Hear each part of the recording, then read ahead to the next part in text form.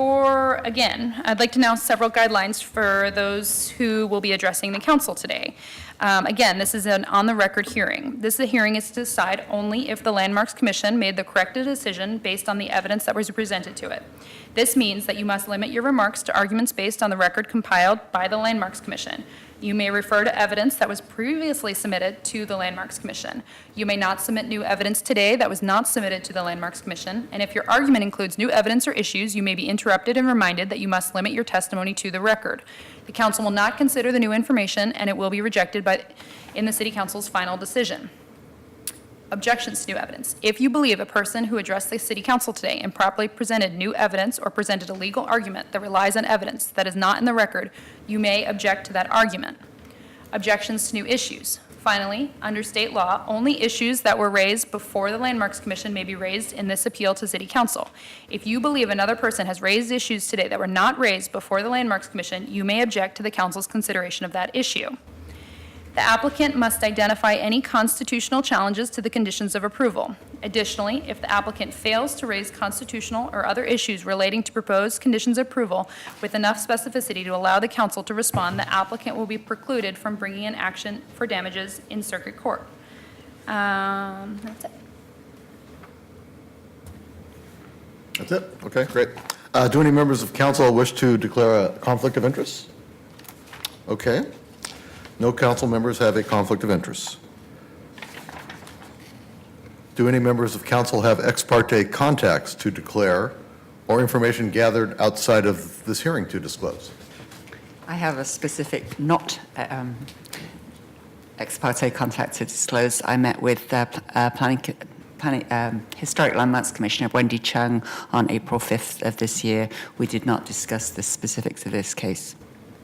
Okay. And does anyone wish to, in the council chambers, wish to ask Commissioner Fritz about this contact with Commissioner Wendy Chung? Okay. Have any members of council made any visits to the site involved in this matter? I think I must have walked past it at least once or twice, but I did not specifically for the purpose of this. Okay. So there are no site visits involved by council members. And so now we will begin with the staff report for 10 minutes.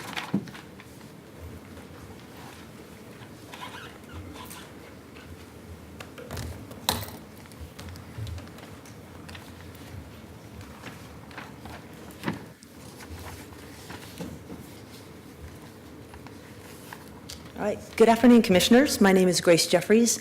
I am a city planner with the Bureau of Development Services. Today, Sue, could you set the clock for 10 minutes, please? Today, I'll be providing basic context for this proposal for Block 126 apartments at 1727 Northwest Hoyt and summarizing the final findings and decision of approval by the Historic Landmarks Commission. My presentation includes a run through the context, then a more in-depth review of the proposal, and finally, a quick description of the appeals. First, the context. So the subject site is located in Northwest Portland in the Northwest Plan District and the Alphabet Historic District. The site is zoned RH, which is short for High Density Residential. Because the site lies within the Alphabet Historic District, it has a historic resource protection overlay. Directly on the site lies the Buck Prager building, indicated in solid red, which is considered a contributing resource to the district. Historic resources close by include, to the north and south of the site, across Northwest Hoyt and Irving, are individually listed landmark structures. That's indicated by the brown dots. To the west of the site, across Northwest 18th, are contributing resources indicated by blue shading. Non-contributing development is indicated in yellow. So zoning allowances for this site include a base floor area ratio, or FAR, of a maximum of 4:1. For proposals meeting inclusionary housing requirements, an FAR of up to 5:1 is allowed. The proposal is well under that at 3.6:1. The maximum allowed height is 75 feet, and the proposal is also well under that at 58 feet.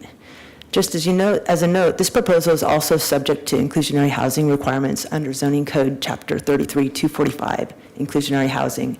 This chapter requires new buildings with 20 or more dwelling units and alterations to existing buildings that add 20 or more dwelling units to afford affordable dwelling units at the prescribed rates. Adjacent to the site, the northeast corner of the block is zoned EG1, which is general employment. It has a different zoning allowances than the RH zone. A modification is requested to landscaping setback for the proposed loading space adjacent to this property. I will speak more about this modification in a later slide, but just so you know, the zoning allowances for this site include an FAR of 3:1 and a height of 45 feet. There's also required side setbacks, which vary from 5 to 14 feet, depending on the size of the building wall. And there's required landscape buffers at side lot lines of 5 feet of L3 if the wall is less than 50 feet high, and 10 feet of L3 if the wall is over 16 feet in height. This land use review consists of 3 parts, each with its own approval criteria. For the historic resource review, the approval criteria are the community design guidelines and the Historic Alphabet District Community Guidelines Addendum, which is located in Appendix I of the Community Design Guidelines. These documents are separate from the zoning code but are referred to in zoning section 33-846-060E1C. For the 2 requested modifications, the approval criteria are found in zoning code section 33-846-070, modifications considered during historic resource review.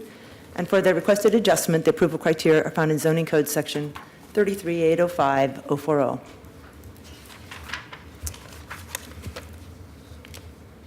Here's a brief overview of the site. The total site area is 20,000 square feet. There's an existing building, the Buck Prager. On the site, there's also an existing 1-story structure to the north of it, which will be demolished.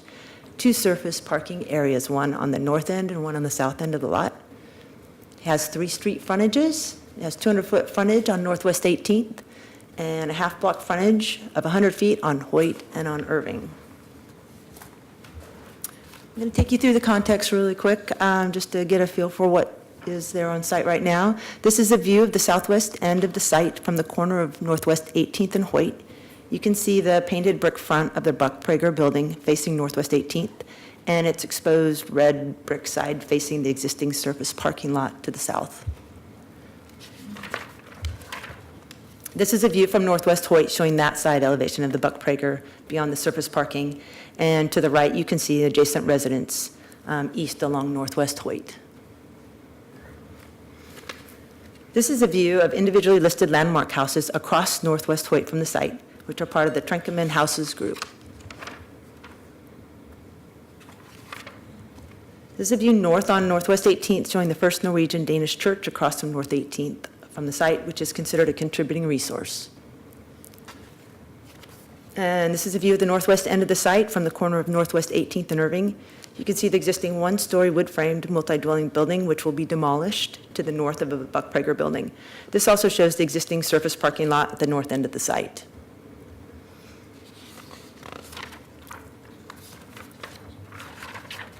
This is a view of the individual listed landmark houses across Northwest Irving from the site, which are part of the Cooch Family Investment Development. And this is a view of the individual listed landmark houses across and down Northwest Irving from the site, the Campbell townhouses. This is a view west on Irving showing the existing 1-story commercial structure to the east of the site, which, as noted earlier, is zoned EG1. Now I'll give a brief overview of the proposal. First, a bit of land use history. There was a previous land use decision by the City Council for this site. In 2014, the City Council denied a Type 4 demolition review for the demolition of the Buck Prager building, the existing contributing resource on the site. The top drawing shows that proposal with an overlay of this current proposal shown with the red dotted line.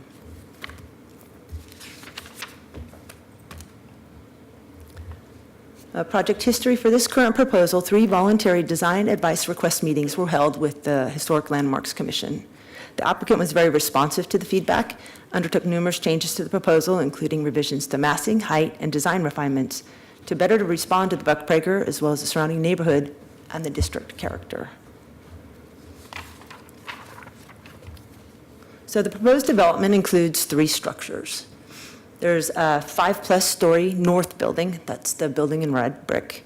There's the Buck Prager renovation, that's the building, that's light, in kind of a light cream color. And then to its right is the 4-story south addition to the Buck Prager. This structure is considered an addition because there are internal connections to the Buck Prager. So those 2 buildings to the right will work together. There are openings between them, and they function as one building. So it's considered an addition. Whereas the north building has no connections to this building, so it's considered new development. Additional reviews include a modification to bike parking spaces. This is a pretty common supported modification. It reduces the required spacing between long-term bike parking spaces from 2 feet to 1 foot 6 inches, and to provide non-lockable bike racks within the dwelling units. Second modification is to omit the required 5 feet of L2 landscape screening buffer required between the loading space and the adjacent EG1 property off of Northwest Irving. It's important to note that this is only for the required landscape setback at the loading space shown in the red arrow and the dotted line, so just a short part of that frontage. The new buildings themselves meet the required side setback minimums, so they're placed the right distance away, and landscape is provided the remaining length of the property line. The top image shows the concrete sidewall of the neighboring 1-story commercial building adjacent to the proposed loading area.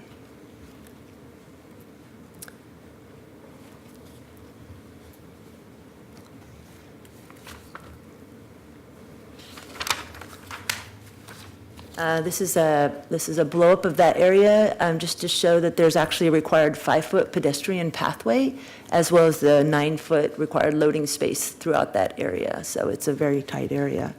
There's additional non-required landscaping noted close by along the frontage on Irving. There's also adjustment requested to the number of loading spaces, from 2 standard B spaces on the site to 1 standard B space. The code asks for residential developments 100 units or less. It requires 1 type B loading space. Because there's 100 units in the north building, shown in orange, the loading space is proposed to serve that population. The adjustment was requested to not provide on-site loading space for the 48 units in the Buck Prager and the South Addition, shown in blue. Because this proposal is for senior housing studio apartments, PBOT found that these types of units have a much lower turnover rate, and being studios, not as much to move in and out.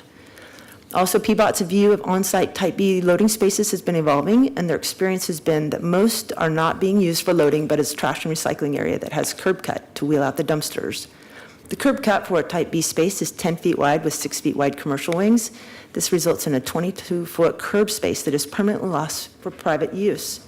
So PBOT would rather have control over how the curb zone is managed. And by allowing an on-street loading space instead, they can assign the hours so it's available to residents and visitors during peak times.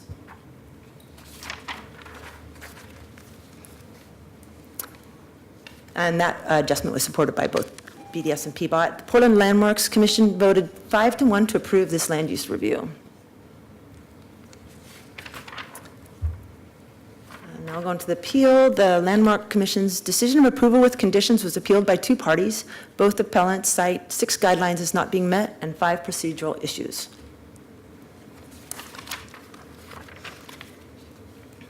Guidelines all speak to the proposal's response to its surrounding context. In the final findings and decision summary, the Historic Landmarks Commission found the proposed development will retain and preserve the Buck Prager, a contributing resource in the Alphabet Historic District, and resulting multiple building frontage will add fine-grained scale to the block, which is a desired characteristic of historic development in the district. And the red arrow points to the Buck Prager.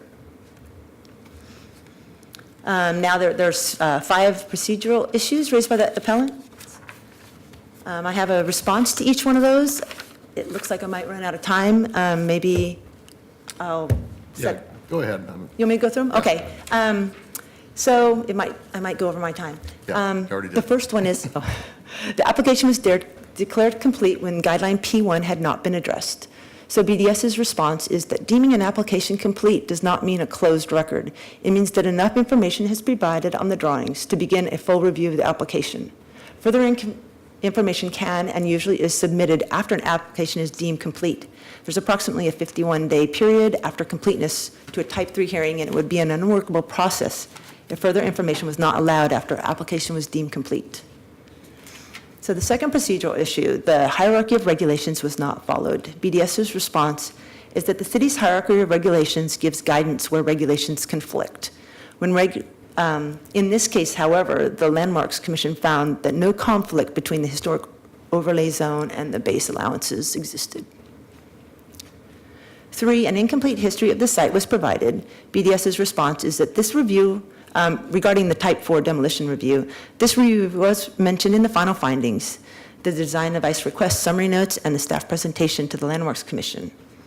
In-depth findings of that review were not replicated in these final findings because unlike that review, this was for demolition of the Buck Prager. However, this proposal keeps that structure. Could you put back the screen with the appeal conditions? Sorry? Yeah, can you move back? Yeah. Yeah, Does that go okay? No.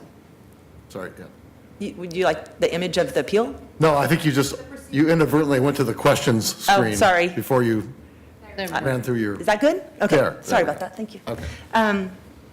So I'm still on number 3, regarding the adjacent historic structures. There are no directly adjacent structures to this proposal. However, there are, as I pointed out, numerous contributing and landmark structures across the streets. These are noted under the analysis in the final findings and in the staff presentation to the Landmarks Commission. They're also referred to under specific findings, such as under the Historic Alphabet District Number 2, differentiate new from old. Number 4, public comments addressing approval criteria were not acknowledged or evaluated. BDS's response is that the neighborhood review section of the final findings lists the letters received prior to the issue of the staff report. In response to the letters, which reference the guidelines, rather than repeat detailed findings again in this section of the report, the findings were cross-referenced to instead. Staff response also notes that the following items are not relevant to the approval criteria. That includes the type of the housing, the amount of parking, and density. And number 5, harassment of one historic landmarks commissioner adversely affected the proceedings. BDS's response is that at the historic resource review hearings, commissioners confirmed that they were able to make a fair and impartial decision. No concerns were voiced by the commission about being able to discuss the proposal freely, and no mention was made about the inability to apply the applicable approval criteria. So your alternatives facing you, you can deny the appeal and uphold the Historic Landmarks Commission to approve the land use review. You can deny the appeal, uphold the commission's decision to approve with additional conditions of approval, the land use review. You can grant the appeal and overturn the Historic Landmark Commission's decision to approve the land use review, thereby denying the proposal. And that concludes my presentation.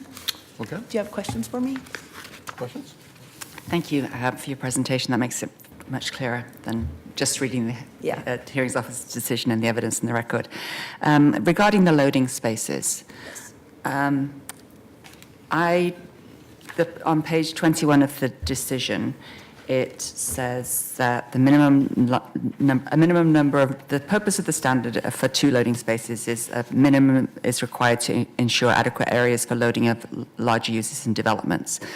And then the findings say that developments such as this, affordable senior housing consisting of studio apartments, tend to have minimal apartment turnover and less need for unloading larger furniture. But we don't have any conditions of approval saying that it is going to be affordable senior housing.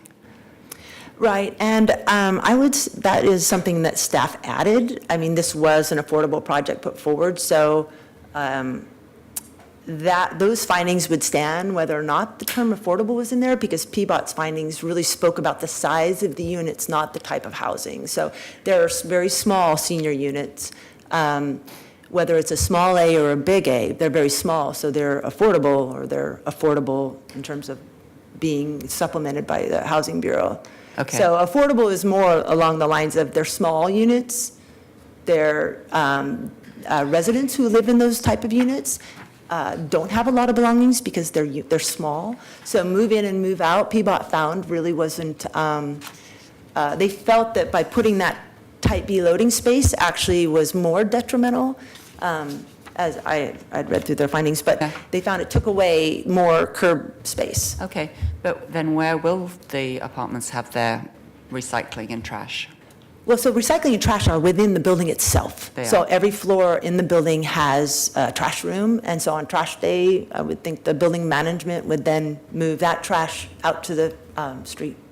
Put it in the So, street? yeah, they're required by zoning code to have trash and recycling within the building. Okay. And then on the bicycle rack modification, if these apartments are going to be for seniors, isn't that going to be difficult for them to be lifting the bikes up and down to have staggered bike parking? I don't have the drawings in front of me. However, this is for the in-unit rack. Most of the units have in-unit racks. So there's an elevator that would take people up to their units. No, there's a rack, and they're supposed to be 2 feet apart, and they're going to be 1 foot 6 inch. Right. Do we have somebody from Peabot here today? I don't believe we do. Okay. However, it's a pretty common modification that we make. I know I've seen it on multiple occasions, and every time I'm like, why do we have a standard of 2 feet if we're going to make it 1 foot 6 inches every single time? And I think that's a But great in this point. particular instance, if these apartments are going to be mostly used by seniors, it's even more difficult for those folks to be able to lift their bikes up to get it on the rack. Right, and our zoning code allows vertical racks. So this is just the spacing between racks. So when they put vertical racks, they're allowed to have vertical racks. Our zoning code allows it. So the space is really just what we ask, instead of having the 2 racks equal, they have to stagger them. But they're allowed to do vertical racks at the 2-foot spacing, but they have to be staggered so the handlebars don't hit each other. Perhaps I can have a conversation with the applicant about why they chose to have racks that are going to be more difficult to use rather than racks at the standard Right. width and fewer of them. Thank you. Okay. Any other? I have a quick question. I just want to make sure I'm clear. You mentioned a commercial building adjacent to this development that has ED1 zoning. Could you explain what ED1 is and what the FAR and height limits on that are? Yeah, so EG1 is General Employment 1, and, sorry, I'll just find that. So the FAR for that northeast block of that site is 3-to-1, and the height is 45 feet. Okay. And where is it? In, relation to? Here's a picture of it. Yeah. That's the So that's, face that goes away from this. so it's on It's on the corner of Irving Side of- and 17th. 17th. Yes. Sorry, Okay. I know I have a diagram here. I apologize. Oh, it's at the, I'm sorry. Oh, I see. So it's where the I arrow see. is. Can you see how the EG1 zone cuts into I the see. site? And so that's where that 1-story existing building is located. I But see. it could be redeveloped. That- Or it could stay the way it is. Solves my question, because I was a little confused about the modification with the greenery. Yeah, but- right, the okay. landscape adjacent to it. Could I see that photo again?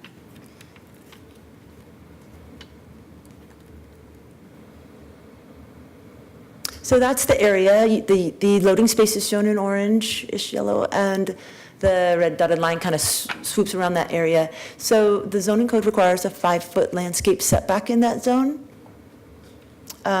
between this and the adjacent Setback property. From, the adjacent property. Yeah, Okay. so here is a blow-up of that, what happens in that zone. So in that zone is that 9-foot loading space, and then there's a required 5-foot pedestrian path, hard path, to access the back of the building.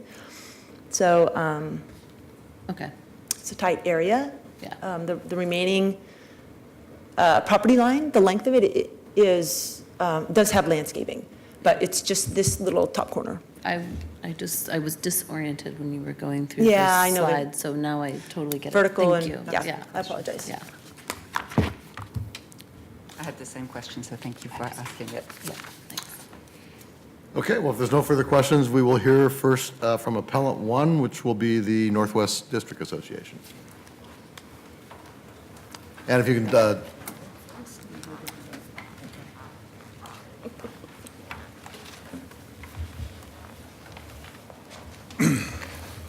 welcome.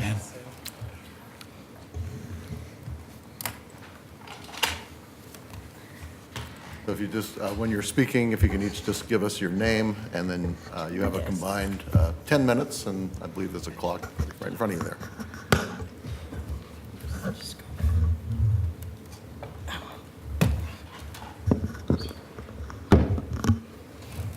Sorry, I'm out of practice. Yeah, really.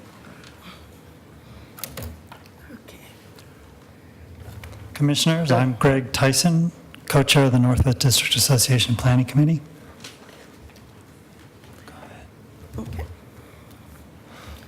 Affordable housing and historic preservation are not mutually exclusive. We're here to tell you we support high-density housing throughout Northwest Portland. City Council is responsible for supporting affordable housing and protecting historic resources, which is the dilemma of the case you have in front of you here today. And we believe you can balance these goals, and that by doing so will ensure integrity, livability, and the continued special character of Portland. And in the context of a housing crisis that is 10 years in the making, NWDA is proud to have supported the over 3,500 new housing units that have been built in the neighborhood since 2010. This is more housing units than any other neighborhood by far, including our neighbors to the east in the Pearl District. From Everton 14th, Gleason and 19th, Johnson and 19th to Slabtown, we work to preserve historic resources and allow high-density housing. So today we're going to give you, Could you give us your name, please? oh, sorry about that. Joselle Johnson, I'm a direct neighbor and also part of the NWDA secretary. Today we're going to look at the overview of what we're telling you about our neighborhood, the criteria, the errors, and the conditions. First, I want to talk to you about our neighborhood. It's a unique neighborhood because it's the first area in Portland that actually rental houses and investment houses were made. So the fancy mansions on 19th came and gone, but the Kuchik additions that they invested in actually remain. So as you look at the pages here, each of the blue lots is a historic lot. The red houses are individually listed or contributing to the Alphabet District. If we walk down our neighborhood, much of what was in the 1800s at the end of the last century still remain. We have the Cooch additions, the only brick townhouses that are in Portland, which are the Campbell Townhomes. Looking down 18th to the south, we again see things that we would have seen in our historic area. The picture on the lower left is actually the lane of the Cornerstone to the Blue Church. And those are the Trenkman houses that you see actually directly in front of the units. What we also have there are the Morrison investment homes that wrap around that are directly adjacent to the property. So one of the things we want to be real clear, historically the Northwest has been the most dense residential neighborhood, not only in Portland, but in all of Oregon. We are the largest concentration of individually listed properties in these 6 blocks. And this proposal would present overly large buildings that go right through the middle of this historic area. Hi, I'm Jessica Richmond. I'm a member of the Northwest District Association. I've owned and lived in a condo a block from the site for more than 30 years. I'm also a city planner and retired a few years ago, as some of you remember, after working nearly 30 years for the city and writing many of the regulations you administer. We request that you deny this proposal because the approval criteria are not met. I'm going to go through, oops, wrong direction, sorry. I'm going to go through some approval criteria very quickly.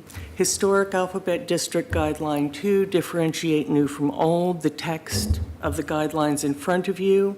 This is not met because the new structures are way out of scale with nearby buildings and have other incompatible features listed on the slide.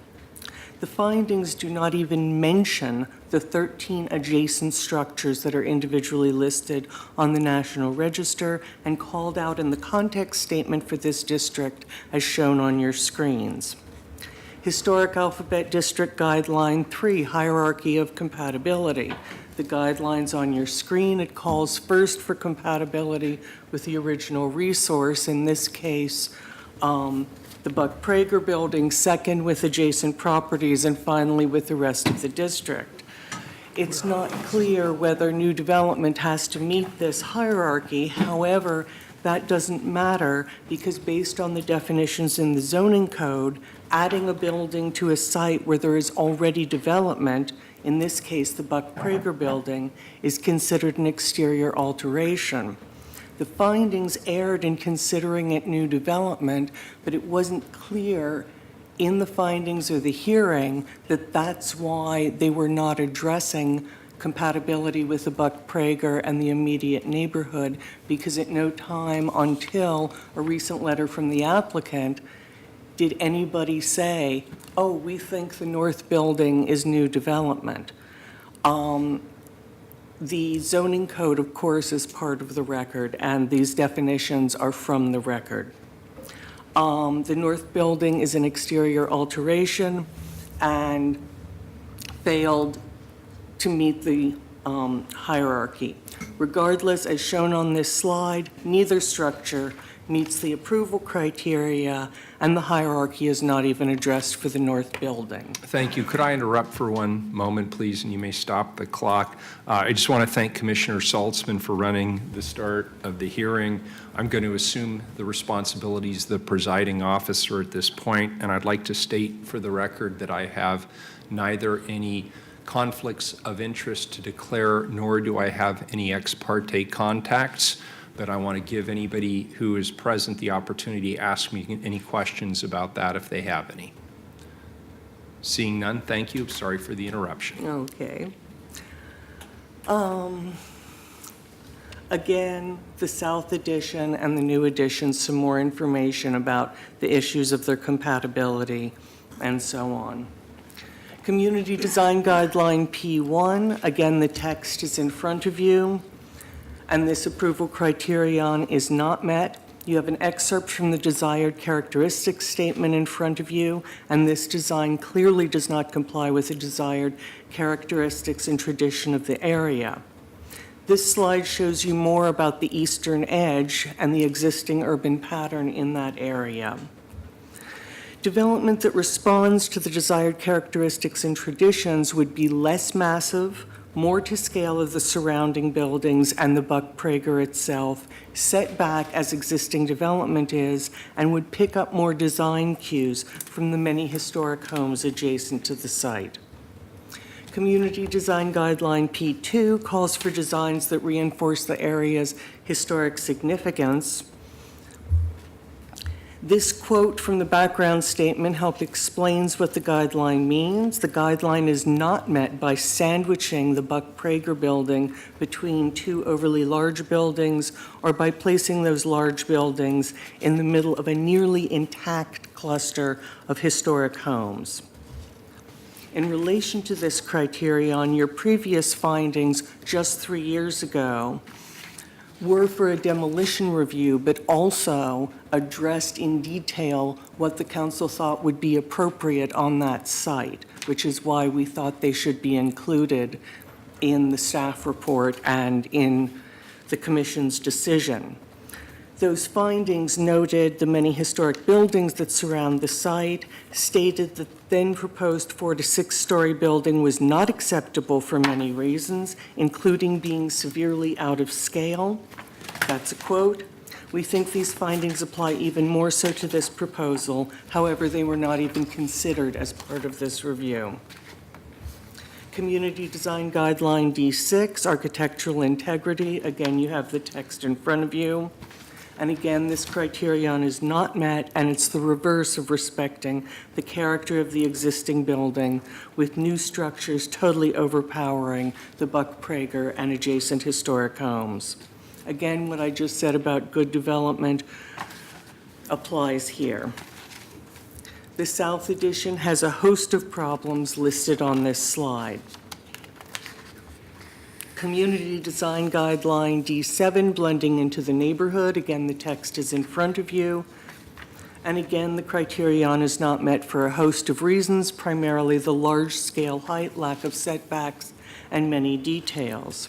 This table shows some of the details as to why the guideline is not met by this proposal.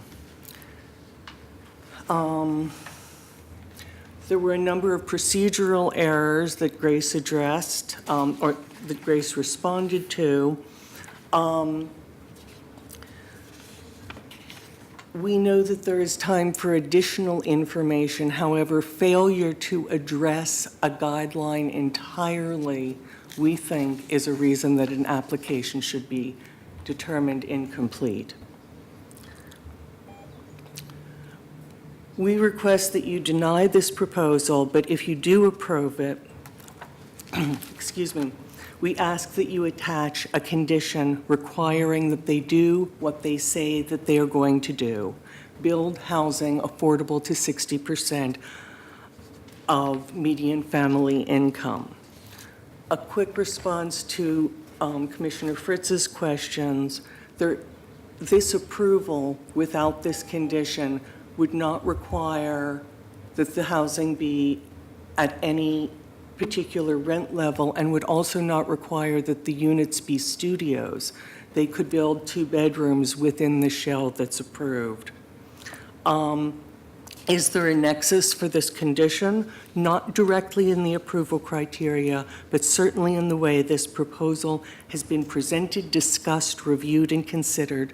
Discussion of affordable housing has pervaded all aspects of this case, and even in the wording of the approval, and even in just the few minutes of discussion this council has had. Well, the affordability. If I could Yes. interrupt for a moment. Yes. Technically, your time is up. But May I what we- request but what another we- 60 What we seconds? typically do is allow you to continue, and then we'll have the principal opponent have an equal add-on. Of So course. please Thank feel you. free. Thank you. While the affordability should not be considered, it is difficult to ignore that aspect of the proposal, even for us, especially given the current housing situation in Portland. We found it difficult to be as critical of this design as we would for market rate housing, and we don't really expect you to ignore that aspect either, even though we all should. However, once a design is approved, any developer or landowner can come in and build this design, and it can be market rate, 2 bedrooms, et cetera. To assure that the housing is indeed affordable, we are asking for that condition of approval. And again, it is based on what they've said that they would do. You may want to ask the applicant if they would accept the condition voluntarily, as again, it's just what they're saying they will do. And if they're not willing, their reasons would be of interest. In conclusion, because the immediate neighborhood is a unique slice of Portland, thank you, because the approval criteria are not met and because procedural errors were made, we request that you deny this proposal. Thank you. We'd be glad to answer any questions you may have. Commissioner Saltzman? Well, I had a question, Jessica. I mean, this site, as they said at the outset, is going to be subject to the inclusionary housing requirements. Yes, So, that only. and you're requi- asking for a condition that says all of it would be 60% affordable? Right, the Is that right? inclusionary housing would require that 20% of the units be at 80% of median family income. But we think that their proposal that all of them be at 60% of MFI has colored all of us, all of our perceptions of this project, and has made us less harsh in our judgment of it because we know that the need for affordable housing is so dire. But we are concerned that if, for example, they were unable to get funding, because they have not yet secured funding, if they weren't able to get funding, that approval would be sitting there, and another developer could come along and say, oh, wait, we got this approval, let's build this for market rate. And that's our concern and the nexus. Okay, well, I guess we'll hear from the applicant at some point, but even if that were, the scenario you just described were to occur, the parcel would still be subject to inclusionary housing if it was to transfer to a new owner. Right, with but then we approval. would get a much smaller number of units at higher rents. and 80% of the units would be at market rate. And if the initial proposal was for simply a market rate proposal, then we believe that we might have been harsher in our evaluation, the Landmarks Commission might have been, and this council might be, because it is such a persuasive and dire need. Okay, thank you. Commissioner Daley, did you have a question? I don't think so. I guess I'm always a little concerned with asking questions that might introduce new information into the record, so I err on the side of not asking questions. You could Lauren, whisper will them you to the city reprimand me? attorney. Yeah. Go ahead and ask. Full disclosure, I lived in this neighborhood across the street from Jessica for 18 years, so Yes. I'm very familiar with it, but I did We not. miss you. Oh, thanks. Never owned property, have no interest, financial interest in the area, and don't make it back to Northwest Portland very often these days. I'm an East Sider now. The historic district is much larger than this specific area we're talking about, and there are newer developments, like the one that you live in, well, not as new anymore. 1980. Yeah. But how many stories is that? 3 or 4? There's a grade change, so it's multiple levels, so it ranges from 2 to 4 stories.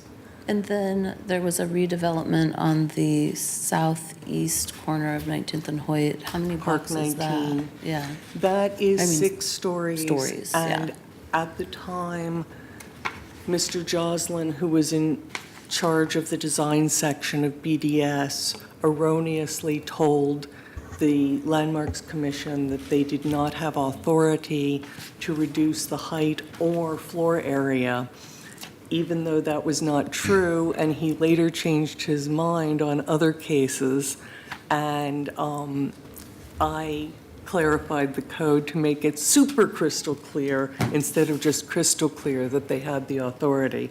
But because the Landmarks Commission agreed with him or listened to their staff, they approved the building at that size, also noting that there was a park across the street that helped to mitigate it. So, council, we did receive an objection from the applicant, and staff have both identified that all of this information you're getting now is new evidence and was not before the Landmarks Commission, so. Okay. The issue about Park 19 was discussed at the Landmarks Commission, as was, But Yeah. in the context of this particular? yes, and I Okay. specifically talked about Mr. Joslin's advice I to the mean, commission. I'll stop asking the Yes. questions. It's been a while since I've seen this area, and I was just trying to put this development into the larger context, because yes, the adjacent blocks have small-scale, single-family residences, but the fact is there are also large multifamily developments quite nearby. Okay, thank you. Very good. Thank you. Thank you, and thank you for the additional time. No worries. Next up is appellant number 2. I understand that's Tony Schwartz.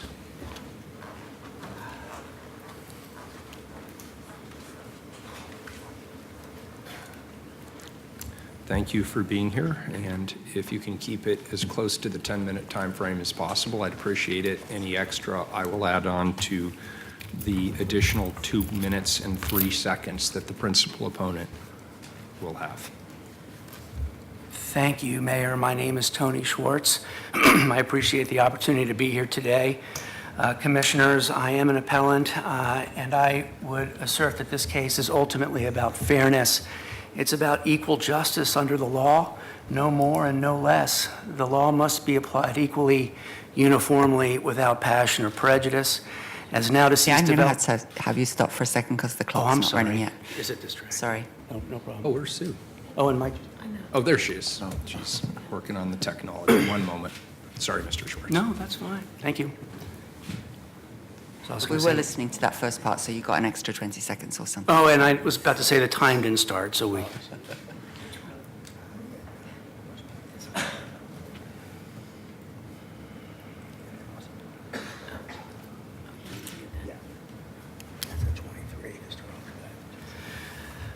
Thank you, Commissioner Fritz. I wanted to say that the rule of law, I'd like to start off by saying about the case is about fairness, and the time has now started.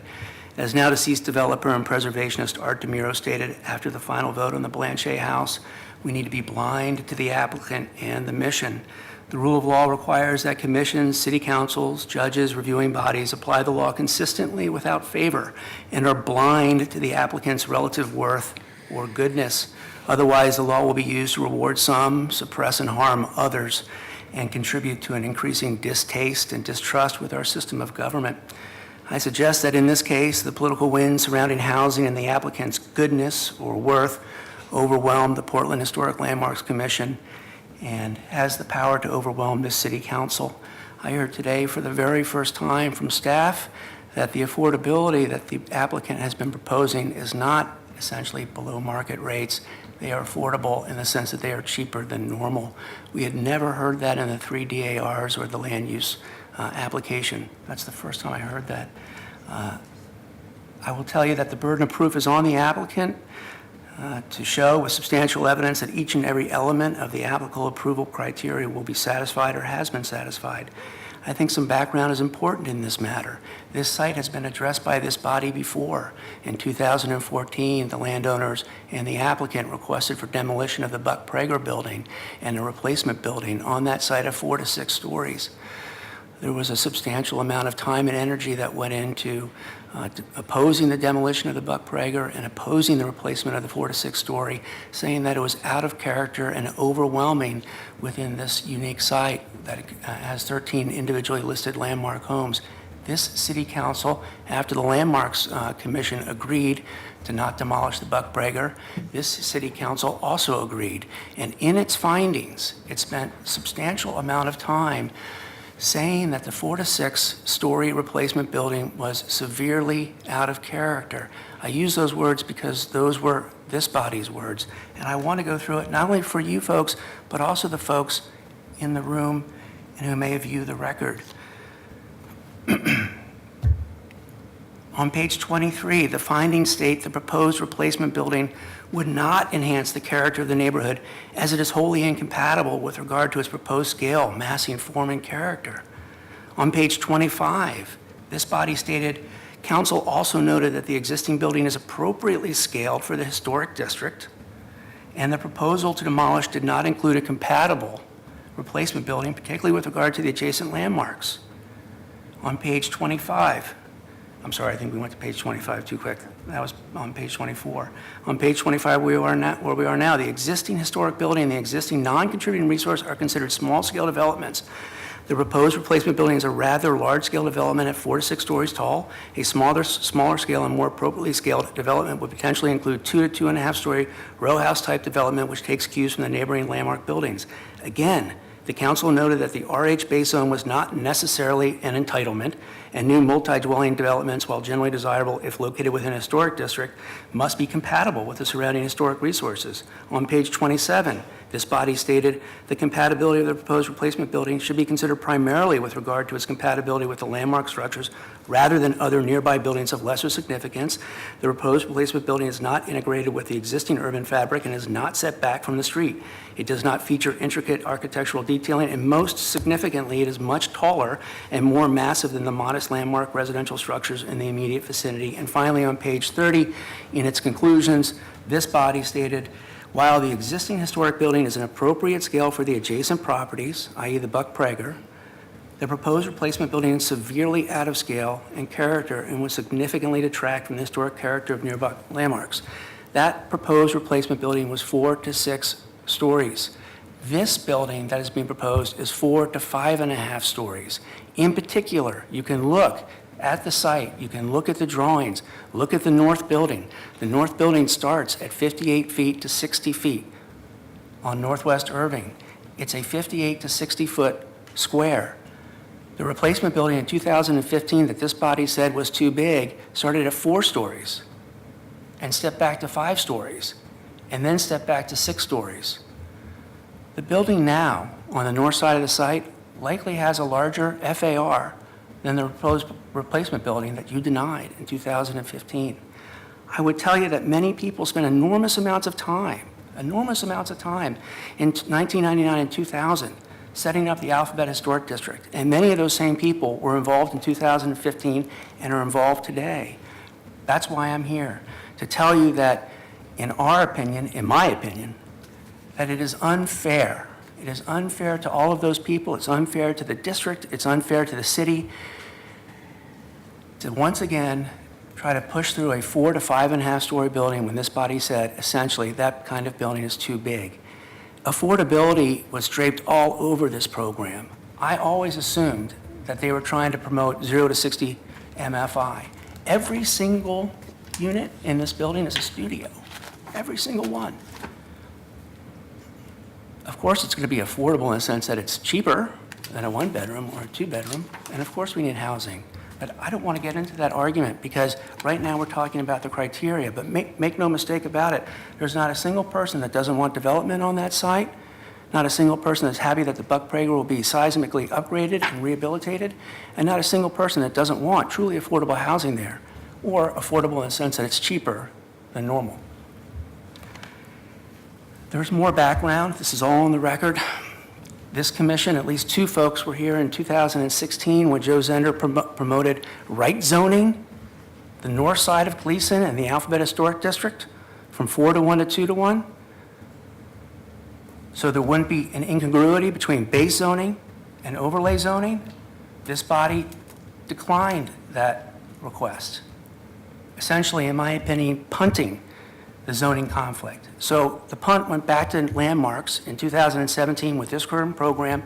There were multiple DARs where the commissioners wrestled with the idea of the guidelines, the program size and mass, with the base zoning and the need for affordability.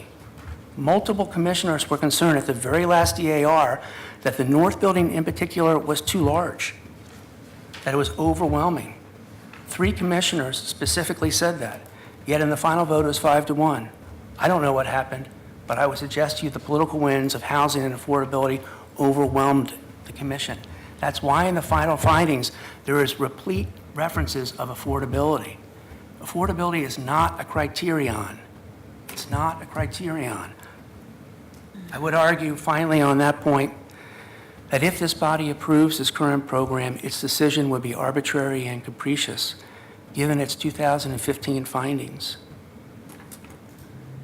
That its 2015 findings were designed to guide neighborhood associations, neighbors, developers, landlords. That's what the law is designed to do, to set guidelines and guideposts for development, for behavior. I would argue that on a second topic, just briefly for the record, that the north building itself did not receive the appropriate analysis required under Historic Alphabet Guideline number 3, which is entitled Hierarchy of Compatibility. This was a main point of my personal appeal, besides the fairness, but I would argue and put on the record that there is plain error at this point in the applicant's presentation, because there was always an assumption, and I went along with it until just last night, that the north building was new development, not an exterior alteration. I looked at the Portland City Code, the zoning code 33, last night, and I've come to the conclusion that the north building is an existing alteration, not new development, and therefore should have gone through a more extensive analysis with the hierarchy of compatibility, and specifically comparing the north building and its size to the Northwest Irving landmark structures that are adjacent and contiguous to the north building. So I put that on the record. I didn't realize that until last night, but I would argue there's plain error. I would, as an appellant, I would open this body to go to the site, walk around the site. It's 1.3 miles from this city hall. Commissioner Udaley lived there, has some memory of it. Look at the landmarks, envision a 60-foot building on the north side. I think you will come to the conclusion that it is too large. Those are designed for workforce apartments right now, which, as this body knows, is sort of an amorphous term and most likely means market rate studio. This body said in 2015, market rates apartments in the replacement building was not good enough. I ask you to deny the program or otherwise work with all the parties so we can get this program or a slightly different program into development as quickly as possible. Thank you. Thank you. Members of the council, the applicant did object to the argument that the north building is exterior alterations, not a new development. That is an argument that was not made before the Landmarks Commission. City staff can speak to that argument a little bit more, but it is, if council has questions, but it is a new argument. Very good. All right, next up are supporters of the appellants. How many people do we have signed up today, Sue, both for supporters of the appellant and other opponents? For supporters, we have 7 signed up, and for opponents, there are 14 signed up. 7, 14. Why don't we do this? Let's try to keep our testimony at 2 minutes each for all sides of this, and it's best if you can speak your mind in 2 minutes anyway. It's not easy, so think long and hard about what you want to say and what your key points are. You don't necessarily need to repeat points that other folks have already made because they'll be in the record and they'll be here for consideration. So it's always good if you can make new points, but that's up to you. And it's best if I don't have to play microphone police. So when you see the red light go off, if you could please wrap up your remarks, I'd appreciate it. Why don't you call the first 3, please, Sue? First 3, please. Michael James, Joe Warren, and Vicky Skaya, if I have that name right.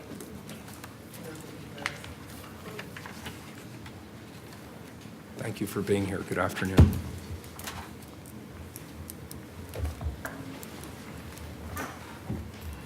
I'll start. My name is Michael James.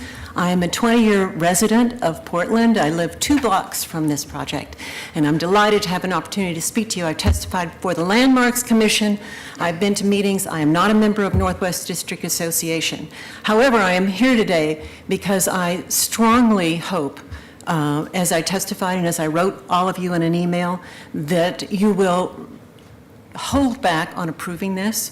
The Landmarks Commission, how they approved it, I don't know.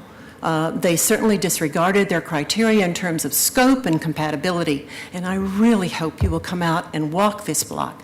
This is a treasure of Portland, and what is proposed there in terms of scale and compatibility is just, it's a monstrosity. I support affordable housing, and the other part of my argument is, and I believe I'm allowed to say this, I think this is a bait and switch. We need affordable housing, and this site would be great for affordable housing. But there are no deed restrictions and there are no conditions here that would require these people to do anything other than say, we're going to give you affordable housing. They're going to give you market rate bait and switch. And I, as a taxpayer who believes that every neighborhood has a responsibility to provide affordable housing, let's make sure we can get it there. And it would be nice if it didn't look like a woman's prison, but I think it could be great, and I hope you'll stand firm and apply the law and reject this proposal and reject it and let them rework it so that it could be pleasant and have affordable housing in it. Thank you. Thank you. Commissioner Fritz. You have 30 seconds left.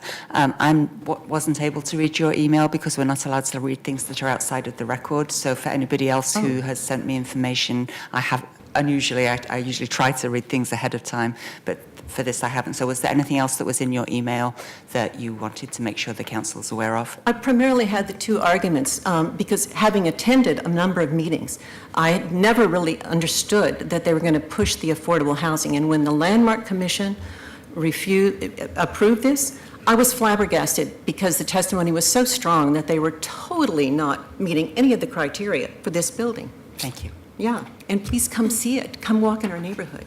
It's beautiful. Thank you. Good afternoon.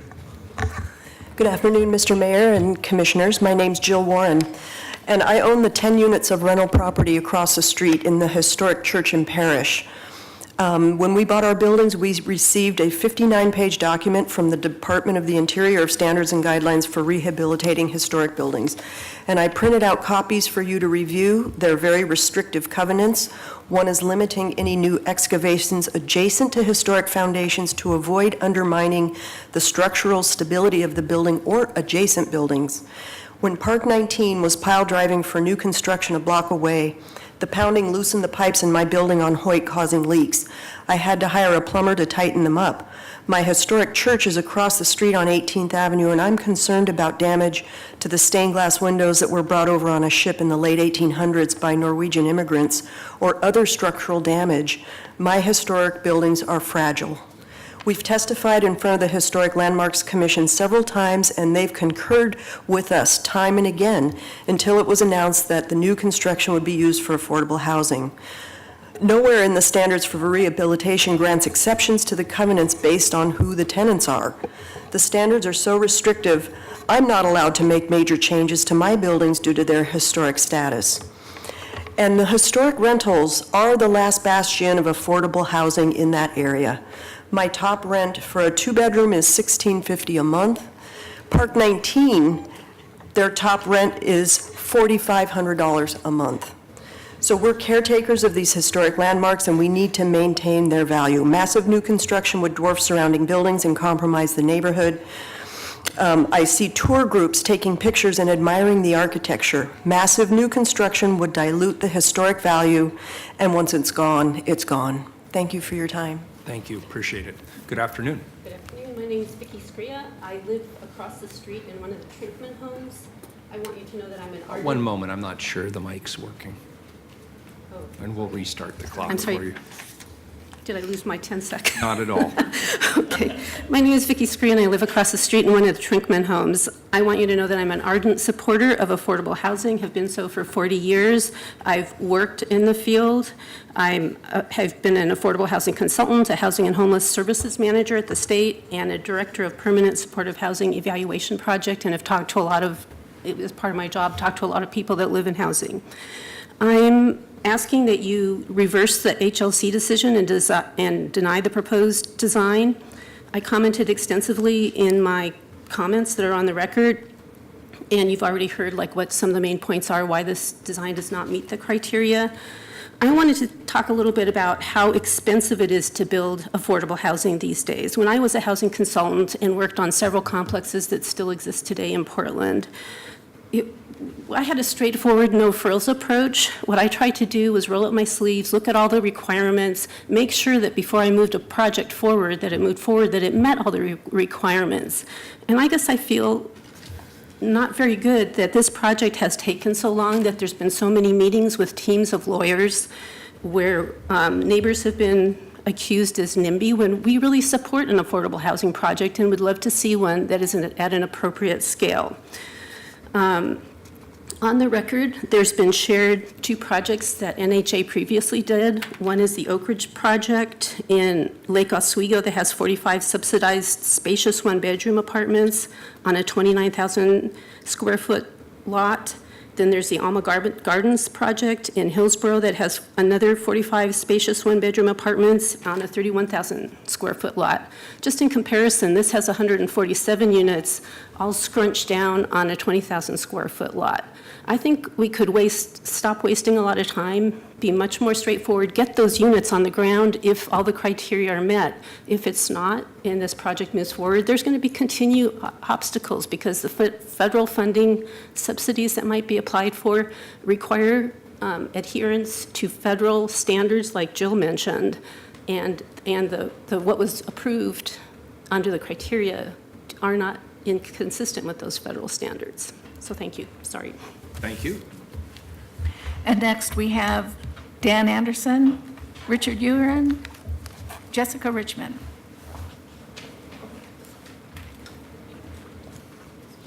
Good afternoon.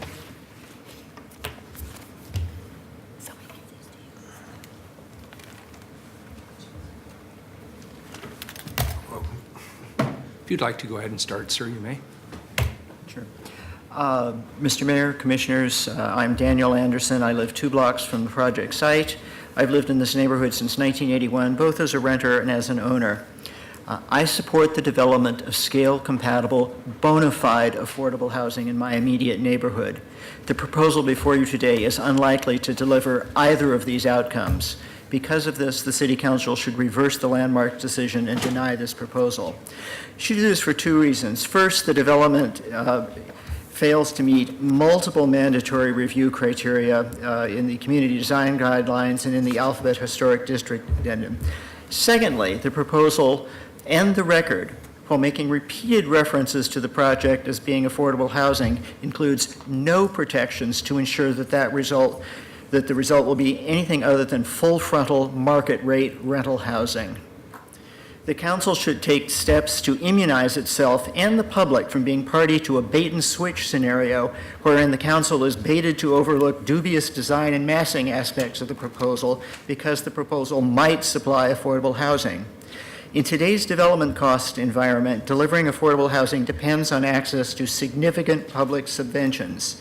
And despite multiple applications for these by the developer, these subventions have yet to be forthcoming for this project. Because the project's history of difficulties in securing the necessary public subventions, there's a very good chance that the project will be switched to the type of market rate workforce housing which the market is already supplying in quantity in this neighborhood. In short, we'd get an incompatible building which fails to deliver affordable housing, a worst of both worlds outcome.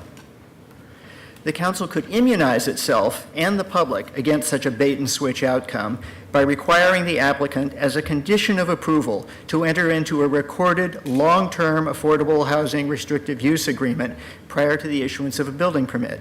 Such agreements are a common feature of this world of affordable housing, where they serve to align promises and outcomes.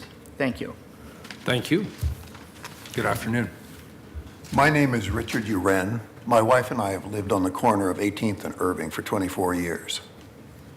Thank you for giving us this opportunity to testify about this issue here. And in fact, there are several issues. The most prominent one is the decision of the Historic Landmarks Commission to approve of this housing proposal. We think this was a flawed decision. Several of the approval criteria of this project were not met. They are summarized nicely in the Northwest District Association's letter of appeal.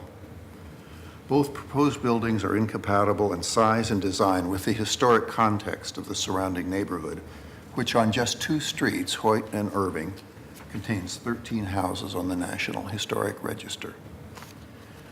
We have 2 additional concerns. We worry that the units built under the appellation of affordable housing will not remain that way. There is nothing in my knowledge that would prevent the owners from converting it to market rate housing down the line, as you so eloquently articulated. Our second concern is the impact of the inordinate size of the project and its parking element on the neighborhood and community. Can I comment briefly on this or not? Unless someone objects, you can, yeah, I don't know what. You've heard that our neighborhood is probably the densest in the State. In the state, yes. It's often impossible to get parking during the day. This is a problem for those of us who live there, of course, but it will be an even bigger problem for those who move into the apartments. It is unrealistic to think that seniors and others will ditch their cars for bikes and scooters. We should remember that seniors have caregivers, families, and friends who will come to see them and have to park. Already, repairmen have refused to work on our houses because of the difficulty finding parking. We worry that the size of this project and the associated parking issue will make the neighborhood and the community a much more difficult place to live and work. Thank you. Thank you. Good afternoon. Jessica Richmond, speaking for myself, long-time nearby resident, long-time city planner for Portland. 3 quick remarks. First, the discussion about bait and switch. I want to be very clear that although many of us are concerned about market rate housing being built here instead of affordable, We're not concerned about NHA doing that. We know they're not in the business of market rate housing. It's just if they aren't able to get funding and another developer comes in, we're not casting aspersions on them. Second, I wanted to also emphasize that many of us are, including Vicki, have been advocates for affordable housing for many years. For myself, I'm coming up on my 45th year of housing advocacy, including when I worked for the city, working on the project Strategies for Fair Housing that became a national model for citing special needs housing, and is still the outstanding model in this country, and is one of the things I'm proudest of in my life. And finally, this doesn't relate specifically to the criteria, but to the purpose of the historic districts. I'm hearing a lot, and you are, that Portland's changing. It's not Portland anymore. We're losing our special character. The historic districts are the one area where that character is preserved. And in this particular tiny little bit of Northwest, you can still see what it was like many years ago. And so to keep that special character, we ask that you deny this proposal or ask for significant revisions. Thank you. Thank you. And the last speaker we have is Alan Buller. Here he comes. Good afternoon, sir. Good afternoon, ladies Welcome. and gentlemen. My name is Alan, and I also live adjacent to this proposed development. I'd just like to essentially support what I feel are the failure based upon the massing of this project and also the design compatibility, as well as no guarantee that this will be affordable housing. Because a number of people have commented on the bait and switch aspect of this thing. I would just like to comment briefly on, and I want to totally support all of those who commented in a positive way about their support for affordable housing. We've never said that. As a matter of fact, it's kind of curious that this is the third proposal on this site and the first one that has that as a catchphrase in terms of trying to attempt to get this approved. And so I would caution, I know that Nick Fish had extensive questions for one of the co-applicants during the initial testimony in January of 2015. Unfortunately, I don't have the specific line, but I'm sure it's a matter of record. And during that time, he questioned the applicants repeatedly about their ability to get to the 60% in terms of the income requirements here, and they repeatedly said they could not do that. And so now suddenly they can do that. I would question that miracle that happened between then and now. And then the final thing I would say is that in respect, just a few more seconds, in a few more, in the context of 97209, this zip code where this is, I want to reiterate, this is the most dense zip code by population in the state of Oregon. And it's also like within the zip codes within the city of Portland, it's 30th out of 32nd in median income. So clearly there is affordable housing here. There's below market, in people that don't have the same income. And then also I would mention that there's a 12.2% vacancy rate. I can send all of these references to each one of you if you want to verify that, but there's a 12.2% vacancy rate in 97209. I would suggest that some form of support for affordable housing in terms of assisting those rent assistants would be appropriate while we search for a credible solution to this problem, and I would love to see something there. Thank you for your testimony. Very good. Commissioner Fritz, I'm sorry. I have a question for the city attorney. Was the council's discussion and decision in 2015 discussed at the Landmarks Commission?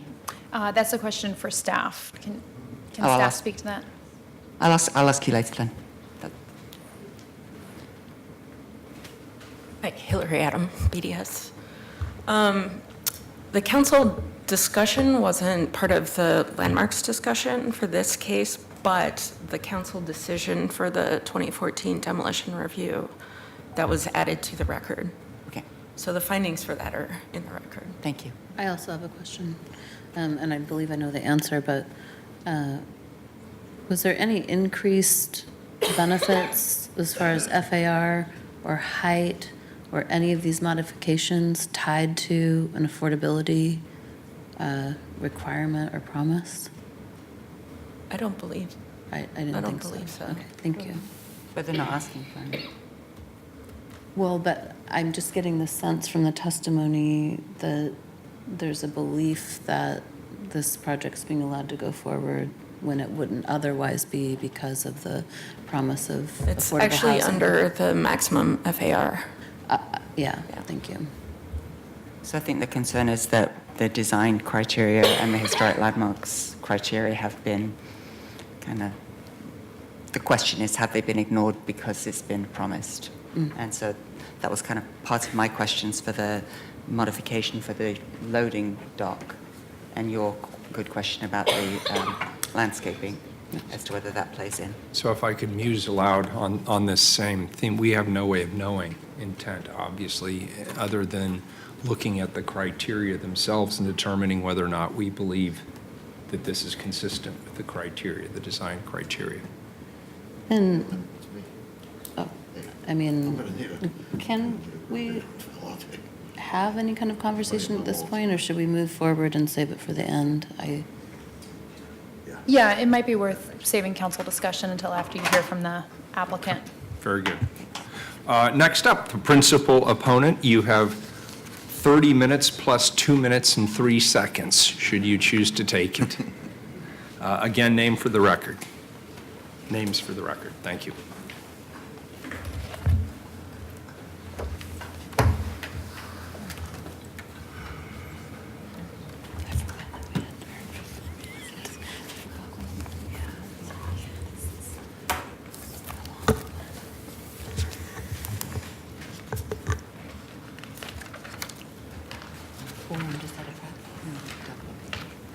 Could I ask legal counsel a question while we're getting the presentation set up? The principal opponent time frame, is that established based on the time of the staff report plus the total appellant testimony? Is that how we're coming to the 30 minutes? It's the 30 minutes, so typically the principal opponent or the applicant here would get 15 minutes, but with 2 appellants, they got extra time. Okay. I don't know if they intend to use it all. Okay, is that agreed upon, or is that just the standard that you typically use? It is a standard that the city has consistently applied, and then what we notice the parties is what's set out today. So this is what everyone's been noticed and kind of came today knowing would be the time allowed. Okay, I was just curious. Thank you very much. I appreciate that.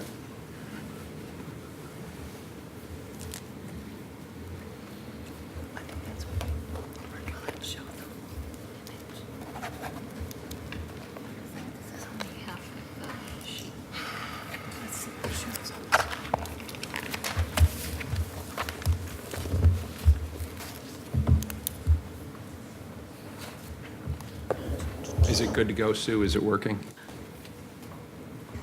Yeah, there we go. It's not quite what we want, but I think it's what our system will allow here.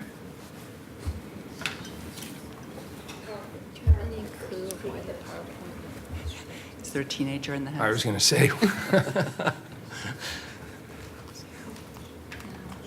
We need a digital native in the room.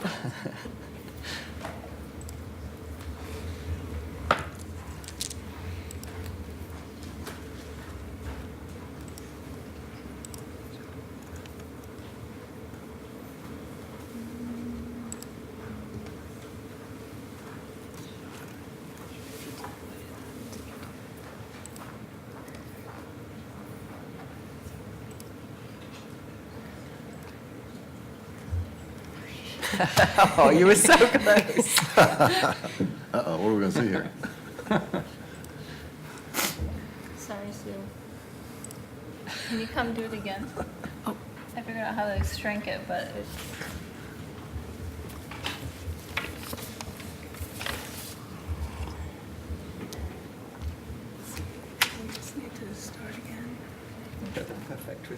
for good. There it is. Yes. Sorry. Yeah, that was a very good example. Okay.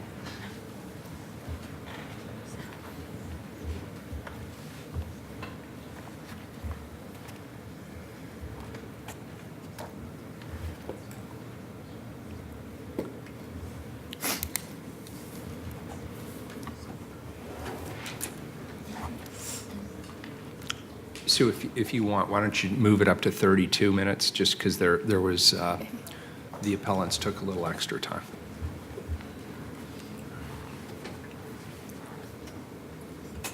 Thank you.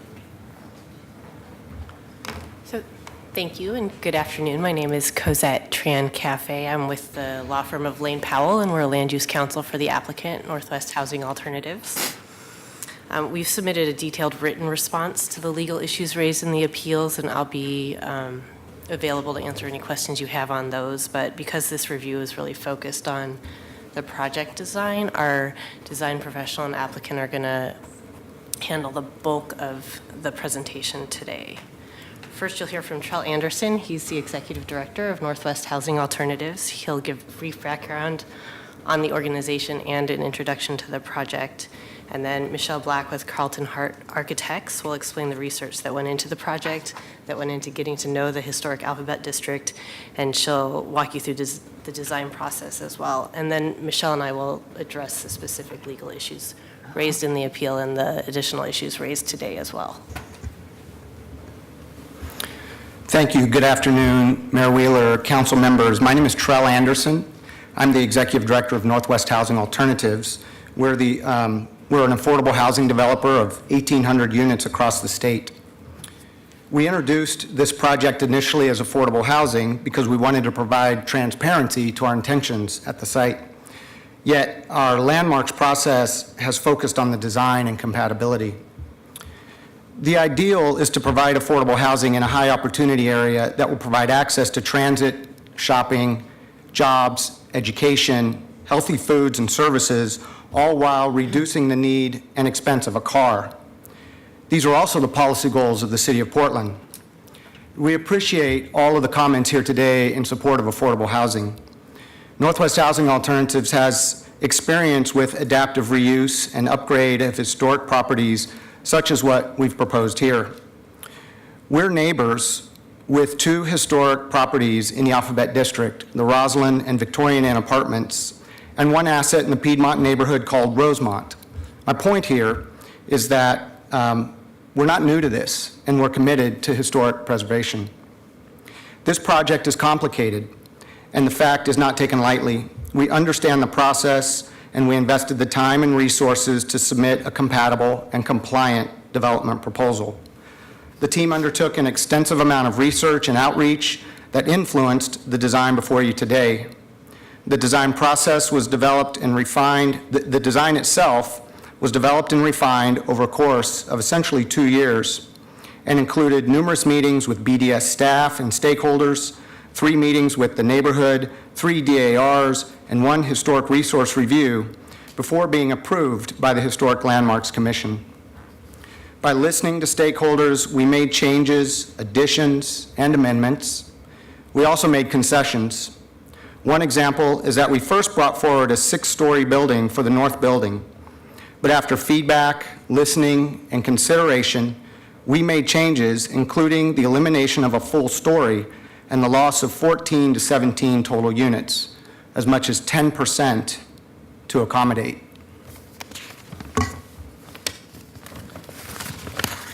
Arriving here today, it's taken time, effort, and expense to get here. But the team's diligence resulted in BDS staff citing that all approval codes and guidelines have been met, and the Historic Landmarks Commission agreed to vote to support the project. We thank you for your time and consideration this afternoon. I'd be happy to answer any questions about NHA, and we have our experts, team members that will lead us through the rest of the proposal. Thank you. I'm Michelle Black from Carlton Hart Architecture, and I'm going to walk through some of the context research as well as the design. So we're in the historic Alphabet District, and to look and see what the thesis of the historic alphabet district is, we look to the statement of significance, and I'm going to read this aloud. The district's multifamily dwellings are noteworthy for their appearance in an area that retains buildings from its early development period. Grand single-family homes sit next to first-class apartment buildings in a physical representation of the socio-cultural transition experienced by one of Portland's oldest neighborhoods. This is taken from the Historic Alphabet District Community Design Guidelines Addendum, and this really tells us what is important with this neighborhood, why this neighborhood was designated a historic district, and what the characteristics are that we should be trying to abide by.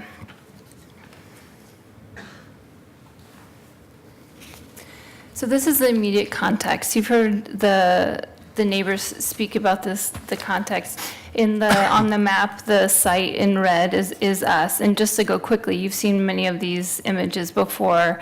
But this really speaks to, just from these photos taken from our site, this speaks to what the neighborhood is. You see single-family homes, you see low-rise multi-family, you see commercial, you see a church, and beyond the Associated Oil building in the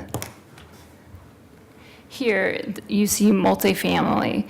There's a mix of architectural styles, a mix of sizes, a mix of scale, as well as just how these buildings are sited.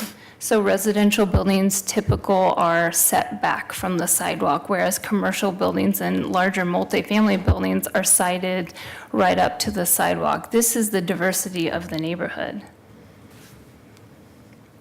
Then we take a little step out, as Commissioner Udala was talking about, there's a vast variety of architectural styles, sizes, types in this neighborhood. And this is just showing another cluster of buildings found throughout the district. The ones that have the dash line around them are some of the buildings that we used in really referencing for our building designs. So height has been talked about a lot.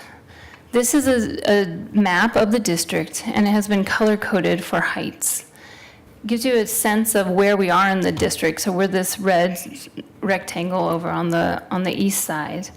And you don't need to get into the specifics really, but from the lightest blue, which is a one-story building, up into that very dark midnight blue, which is a 6+ story building, and the heights of those are written on them. You see just again, what it looks like in this district. There are short buildings next to tall buildings. There's 12-story buildings, there are one-story buildings. This is the diversity of the neighborhood. And I'm assuming that's in the record? Yes, ma'am. It is. Thank you. And just as much as the height variation is seen across the neighborhood, it is really this proximity of tall next to short that is so prevalent in the neighborhood. As one example, on the top left here, this is the Everett apartment building next to a residence. This is a 57, both of these are contributing buildings to the neighborhood. This is a 57-foot tall multifamily next to a 26-foot tall house. This is what the neighborhood looks like. So just as much as there's height variation, the proximity of all these buildings is close. It is the dense neighborhood that the neighbors have spoken about. And multifamily buildings are prevalent in the neighborhood. We see these buildings adhere to classic urban design principles by they build right up to the sidewalk. There is very little setback. If anything, there's a small landscape buffer along some of these, but these buildings really hold an urban edge. And then there have been new buildings that have been approved in the district of size. Each of these has been approved since the district has been designated historic district, excuse me. And so getting to the building design.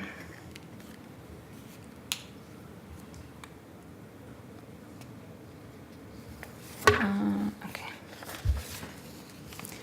So as you saw from staff, we have our building design is based off of building 3 separate-looking structures. Though the south addition is an addition to the contributing Buck Prager building, it is made to look as a standalone building. Really, that intent was trying to get the Buck Prager building to exist as its own, so it still has the prominence that it does today. So the design of this was looking at surrounding buildings through the district and really looking at the fine-grained detail of the district as you walk down the street and you experience these different types of buildings, different scales, different details. So getting to the renovation and upgrades to the Buck Prager building itself, we're relying heavily on historic photographs to tell us what this building originally looked like. Thankfully, the facade is in relatively good shape and hasn't been altered too much over time. It has lost this decorative eyebrow piece and canopy, and the lower ground floor windows have been filled up. So we plan to restore all of that, replace the replacement windows that currently are in there with more historic character wood windows, remaking and reinstalling the eyebrow, remaking a canopy, and of course, there's significant seismic and fire life safety upgrades that will have to be made to this building. But the intent is to keep it of the character that it once was. And the south addition. So this is a tricky design problem, that to make an addition that looks like its own building yet has enough of a relationship to its contributing building that it's attaching to. So very careful analysis was done with this building, and this was one that we did have a lot of feedback from the Landmarks Commission and went back and forth with some of the design suggestions that they gave. And so really looking at how the makeup of the Buck Prager facade can be taken through to the south building, carrying across the horizontal datum lines, holding to this base. And there's a brick top to both of these, and then there's a smooth coat base, so carrying that through.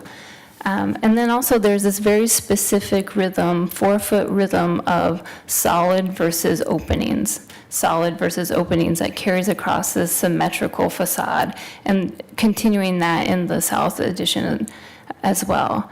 And the key to making the Buck Prager still its own structure and of its own historic integrity is this change of color. So allowing the south building to kind of take a more muted stance with those darker colors. And here's a rendering looking at the south building, the Buck Prager, and the north building beyond. You'll see along Hoyt Street, there is a notch along the center of that facade, just again, breaking up the massing of that facade, changing the materiality of that just to give smaller masses along the more residential street. And then this slide is showing you design influences of the north building. These are each contributing buildings within the district, and really looking at what is a characteristic multifamily mid-rise building in the district. We started to see some constant themes. This idea of a base, middle, cap, or order to the building, oriel windows on several of these, a rusticated base, where that's the detail of the base, trying to break up bigger facades with change in materials and change of color. And then for our oriel windows, really, we looked at the Campbell townhomes that have these unique squared oriel bays to them, and the change in from a wood oriel to the brick facade. Is that oriole, like the bird? Yes. Oh, okay. Because it doesn't come all the way down to the ground, so it's suspended there. Anyway, so looking at here's a rendering of the north building. Again, so this change in material from brick to wood, having these very detailed bandings, the strong cornice and the bandings at several places across the facade. This notch was added in as part of our, again, discussions with Landmarks Commission, and then a deeper inset at the top to really start to create this space between these volumes. The larger inset along the 18th Avenue side at the front entrance to give there some different experience along the pedestrian path there. So now we're going to address the approval criteria. So this project has two different sets of approval criteria, 3 from the Historic Alphabet District Guidelines, 1, 2, and 3, and then we have 16 from the Community Design Guidelines that we must meet. And BDS staff recommended approval, and the Landmarks Commission granted approval, saying we met all of them. And these are the 6 guidelines that are referenced in the appeals, and we will address each of them. Do you want to talk about affordability first? Let's do this. Okay. Okay, sorry. So I'm going to read the guideline.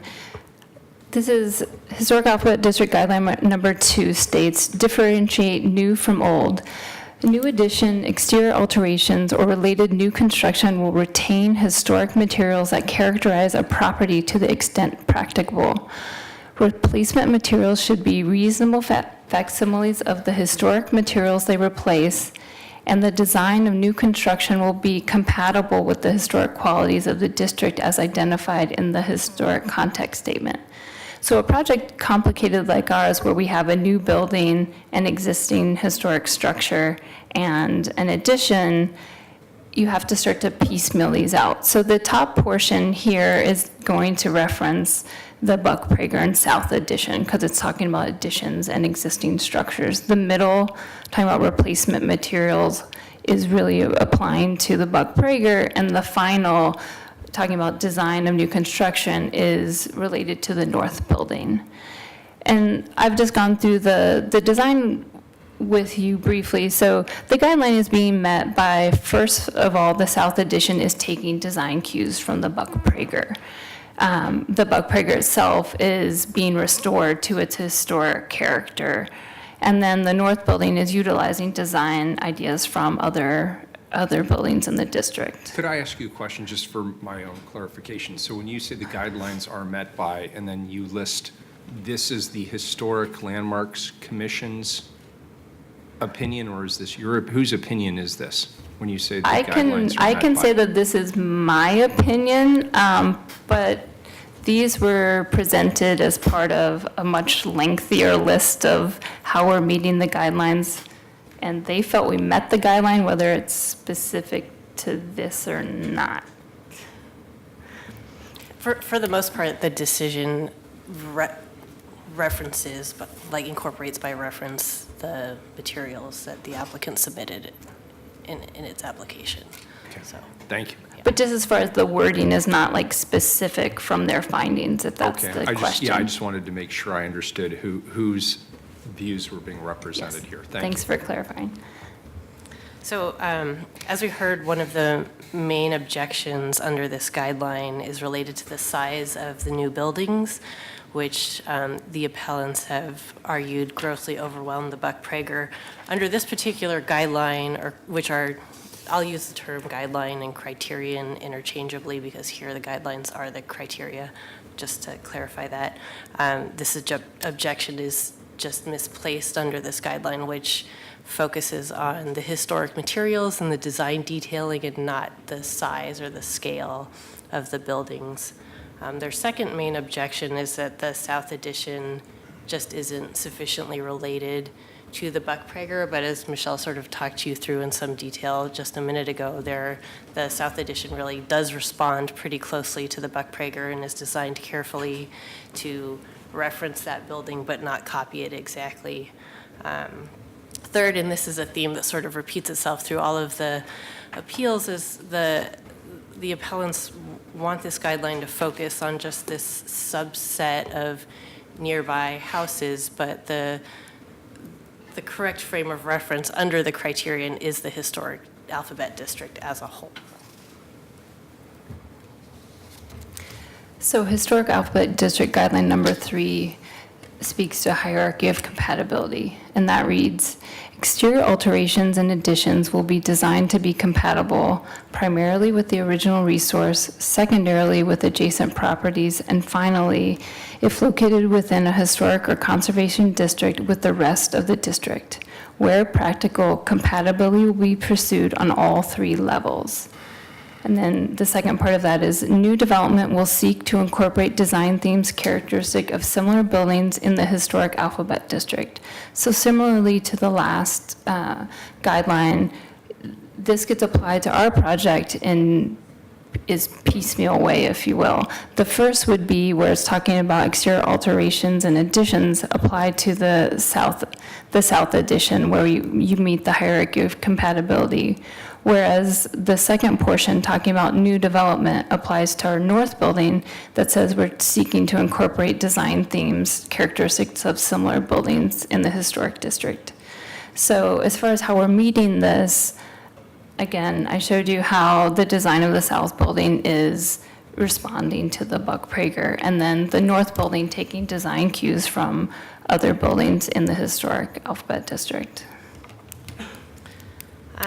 I'll start with the north building here because of some of the arguments that were raised earlier by the appellants. The ones that we've discussed already are just whether a different hierarchy, whether the 3-tiered hierarchy applies to new development. And I think it's pretty clear from the wording of the guideline that for new development, it's only compatibility with similar buildings in the historic Alphabet District. And now we've heard a new argument that the north building should really be considered an exterior alteration and rather than a new development. So I just, if you'll bear with me, want to read. That's a new argument, though, so I don't think you need to address it. Huh? Isn't that a new argument, so you don't need to address it? Well, let's... You'd like to anyway, go Yes. ahead. So, under the code, the definition of new development... Where's our legal counsel? There. Could we get an opinion on that before we move on? Well, they didn't object, so I think they get to respond. Okay, I just want to, we're back to the arguments around hierarchy, and I just want to make sure that we're not going down a road that we should not be going down. Could you repeat the issue, So please, this for is legal the- counsel? This is whether the north building should be considered an exterior alteration or new development under the code definitions. And we raised the objection that was a new argument, but I also wanted to address it substantively. Yeah, so my understanding from staff is that the argument that Is your microphone on? turned it off right before I started speaking, thank you. Okay, my understanding from staff is that this argument was not raised before the Landmarks Commission. It is a new argument. However, the notice, which identifies that applicants are only allowed to raise new issues, does not specifically exclude them from raising new argument. So although technically, and that's what we state at the beginning of the hearing, and traditionally what we require, our notice did not provide that fair warning. So we are allowing the parties to raise an objection. We are alerting to council. However, to the extent council does want to consider it and think it's fair to consider it, I think that staff is also prepared to respond to that argument today. Okay. Or the then applicant. that's fine. I just wanted the clarification because this is an appeals process. And so the idea of bringing new ideas to the Yes. table isn't necessarily something I feel 100% comfortable with, except in this case, it sounds like both parties or all parties are in agreement that it is okay and they're willing to have this discussion. Well, to the extent that council just wants to disregard the new argument, we would be supportive of that as well. But because it's been raised, I would like to address it. You're worried that we can't unforget it. Yes. So I just want to read it'll be very brief, the definition of new development under the code, and that's development of a site that was previously unimproved or that has had previously existing buildings demolished. And that is exactly what's going to happen on the site where the north building will be built. Right now, it's a surface parking lot and a one-story residential structure. The structure will be raised and the north building will be built there. So it clearly falls under the definition of new development and not exterior alteration or addition. So the point there is just that because it's new development, it only has to be compatible with similar buildings in the district as a whole. And Michelle showed you several examples of other mid-rise multifamily buildings that the north building responds to from a design standpoint. And then with respect to the south addition,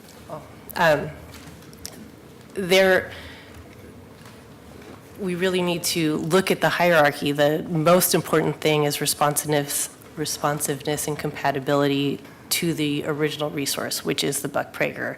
And we've talked in some detail about those design features. Oh, sorry, I just can't stop talking. Also,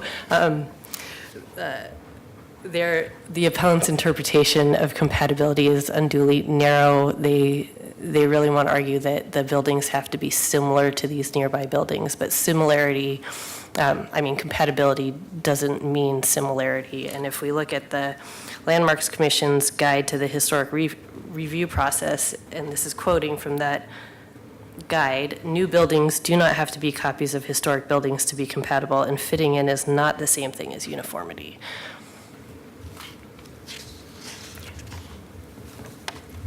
So now we go to the community design guidelines. P1, plan area character. Enhance the sense of place and identity by incorporating site and building design features that respond to the area's desired characteristics and traditions. And so how we're meeting this guideline is the multiple distinct buildings along the length of a block is something that we see throughout the district. The articulated facade designs incorporating details that are found throughout the district, creating an urban edge along 18th Avenue and landscape setbacks on Hoyt and Irving. Rehabilitation of the Buck Prager itself and compatible south addition to the Buck Prager. Here, the appellant's argument is similar to some of their other arguments, that the new buildings under this guideline need to be similar to that subset of nearby houses. But what the desired characteristics and traditions here is actually a specifically defined term. It's found in the Northwest District Area Plan, and specifically in a section of that called the Eastern Edge Desired Characteristics and Traditions, because this property is in the sub-area, the Eastern Edge sub-area of the Northwest District Plan area. So there are 3 applicable desired characteristics outlined in that plan. The first is contribution to the architectural diversity of the Eastern Edge. We've seen that this project does that. The second desired characteristic is continuation of the established pattern of partial block massing, and we've seen that this project also does that. And then the third desired characteristic is preservation of historic resources in the historic Alphabet District. And here, of course, this project is restoring the Buck Prager and rehabilitating it, so we've satisfied that as well. Community design guideline number 2, historic and conservation districts. Enhance identity of historic and conservation districts by incorporating site and building design features that reinforce the area's historic significance. Near historic and conservation districts use such features to reinforce and complement the historic area. So how we're meeting this guideline is through the full upgrade of the Buck Prager and sensitive restoration of its facade elements. Compatible south addition to the Buck Prager, a north building that's influenced by historic buildings in the district, as well as we have site amenities such as mirroring the brick pavers that are found across Irving Street, as well as other landscaping. The main argument raised under this guideline has been that the Landmarks Commission didn't make the same findings or perform the same analysis as council did a few years ago with respect to the demolition review. we saw in Grace's presentation sort of the main difference between these two reviews is that this project is proposing to rehabilitate and save the Buck Prager, and the previous demolition review was for demolition of that building. But also we saw in Grace's presentation just the difference in size between these two projects. That was a full half block. This is several related but distinct from a design perspective buildings that are much smaller and that retain the historic resource.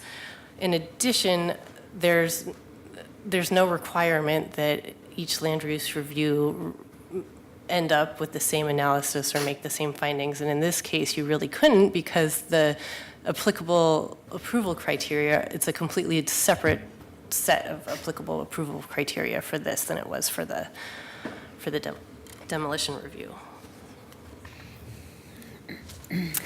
Community Design Guideline D6, Architectural Integrity. Respect the original character of buildings when making modifications that affect the exterior. Make additions compatible in scale, color, details, material proportion, and character with the existing building. We're meeting this by providing full systems upgrades to the Buck Prager, conducting a sensitive restoration of the facade elements, and its addition is compatible with it. There's not too much to say from a legal perspective on this architectural integrity guideline, and I also want to save time to address the request for an affordability covenant. So unless you guys have questions. And then Community Design Guideline D7, blending into the neighborhood. Reduce the impact of new development on established neighborhoods by incorporating elements of nearby quality buildings such as building details, massing, proportions, and materials. So the exterior wall areas are divided into distinct smaller planes, especially along Hoyt and Irving streets, really breaking down the massing of our buildings. There's differentiation in materials and detailing that we find throughout the district. The south addition, again, is compatible with the Buck Prager, and there's landscaping setbacks along the transitions to those more residential streets of Hoyt and Irving.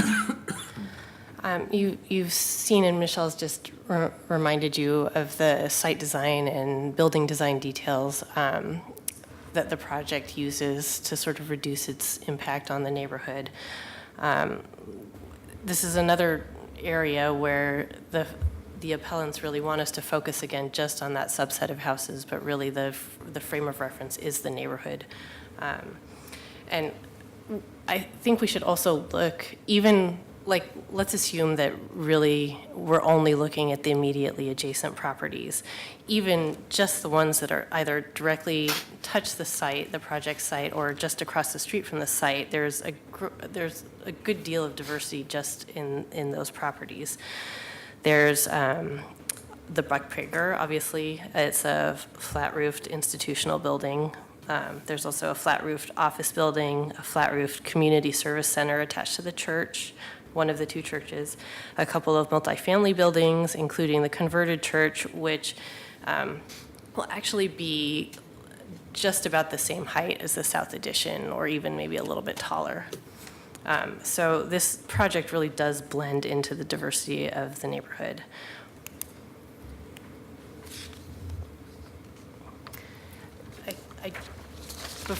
Before we conclude, I do want to address the requested affordability condition. I'll address it from a legal standpoint, and then Trell can address it from a practical standpoint. There's been some suggestion that this affordable housing proposal has sort of colored the Landmarks Commission's assessment, and even, I guess, the neighbors' assessment of the design. You've seen in our presentation, which is similar to what was presented before Landmarks Commission, that the focus really is on the design. And in the decision, the Landmarks Commission has made it very clear that whether or not these units are affordable is not relevant to the applicable approval criteria in this design-focused review. So from a legal standpoint, imposing an affordability condition, because it's not relevant to the applicable approval criteria and it's not otherwise authorized by the code, would be beyond the authority of this review, beyond the scope of this review. From a, Yes. Oh, go ahead, Charles. Go ahead and finish the whole. Thank you. I was just going to say, from a practical standpoint, you two, as the housing commissioners, know this. Anytime we apply for public funding to subsidize these units, there will be covenant restriction on the property for terms. We do intend to apply for funding from the city of Portland. We're eyeballing the bond funds that have recently been approved. That will come with deed restrictions and affordability compliance period. I believe Portland Housing Bureau is now talking about 99-year affordability period. So as you know, that's down the road as we secure the funding to do the affordable housing. Commissioner Fritz? So would you be willing to add a voluntary condition of approval, holding it to 60% of median family income? Commissioner, thank you. I really appreciate that. Our mission is to provide 100% affordable housing in what we do. I'm hesitant to commit to any level in this process because that needs to be negotiated as the funding comes in. There are so many different levers that determine the rate of affordability of each unit. We can have a number of different affordability ranges within one property, and it really depends on the amount of subsidy that comes in for the type of unit within a building. But you don't provide workforce housing, do you? Well, Do you provide 80%? Workforce housing is a debatable term, so I hesitate. Do you provide 80% and 100% market rate housing? I hesitate. We have 1,800 units in portfolio. None of them are above 80% median family income. That's why I was, because I think there is a legal nexus with the waiving of the loading dock, the loading space, that it's prefaced on either it being senior housing or studio apartments. And the argument was made, people are not going to have a lot of stuff because they're either elderly or have low incomes.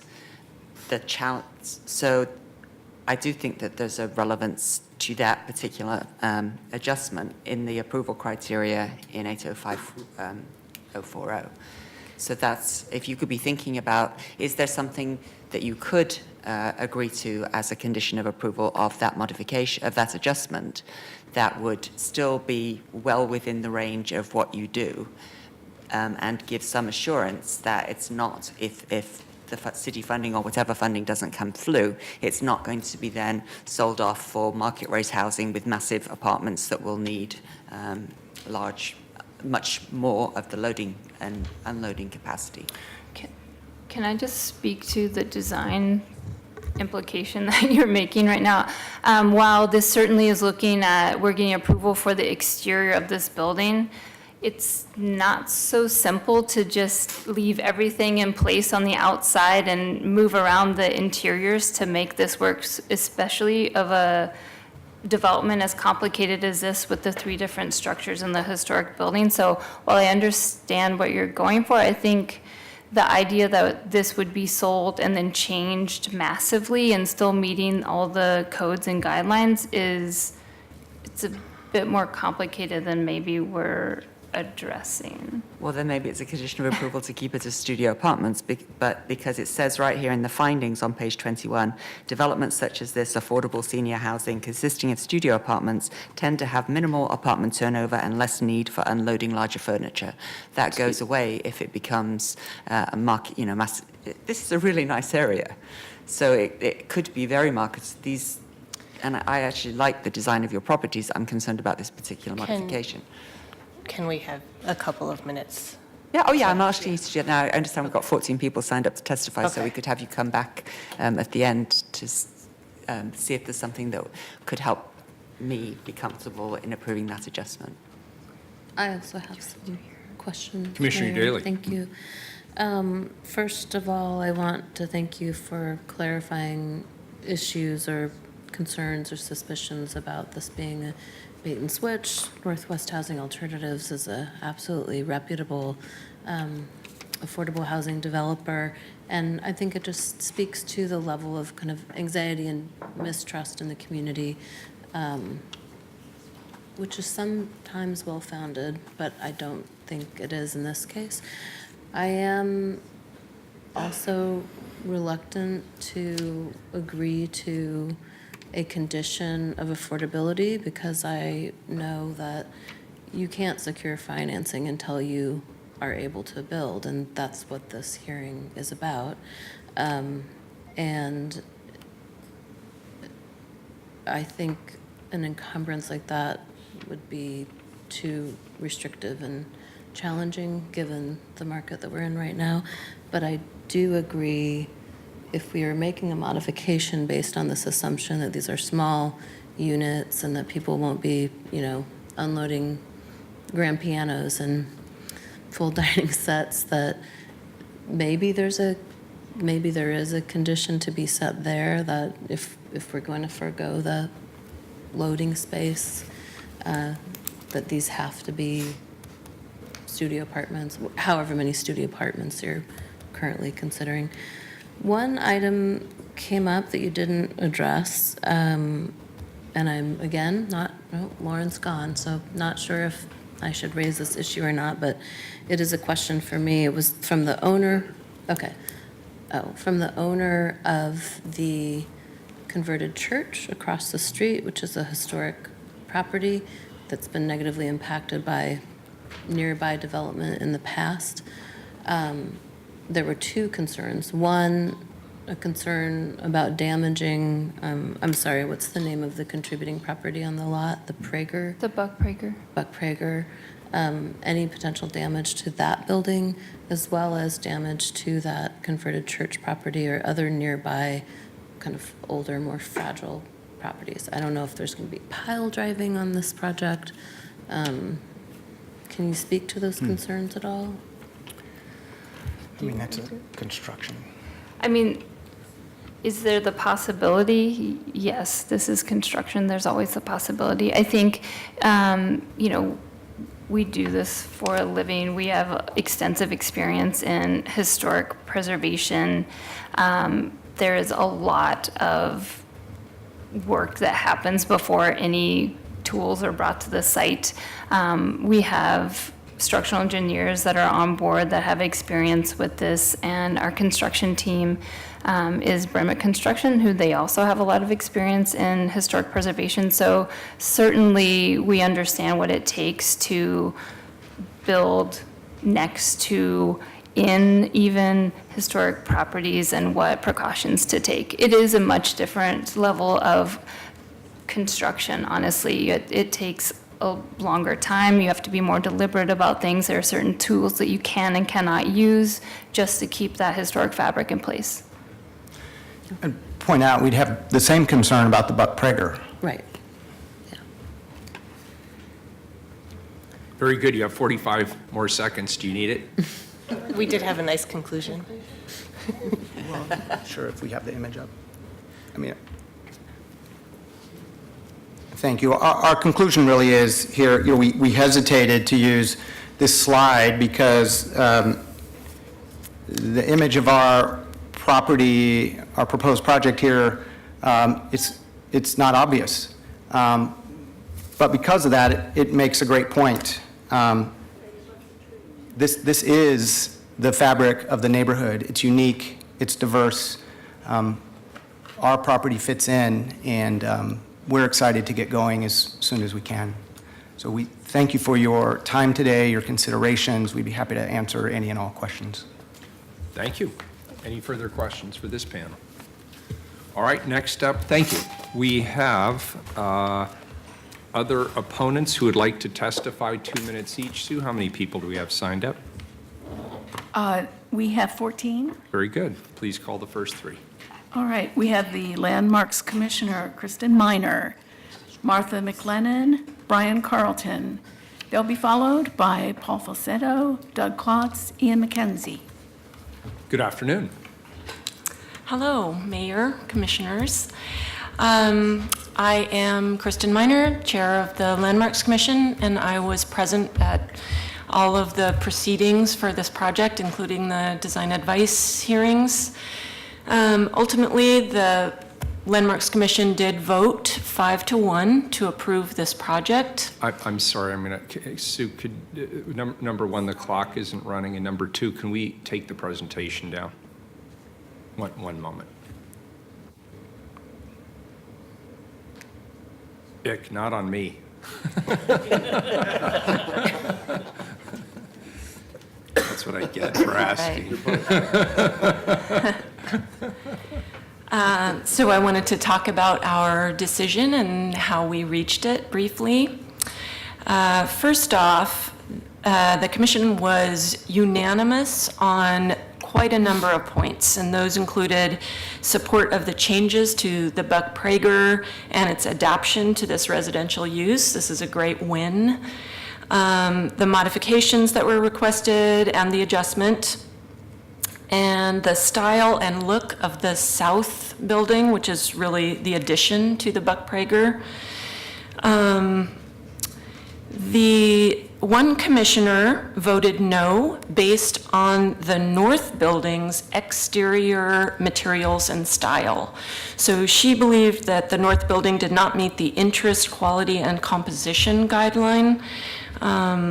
And just to kind of paraphrase, she thought that that building mimicked the historic buildings too closely, and that its materials and craftsmanship fell short as compared to some of the other historic buildings that it really was trying to look like.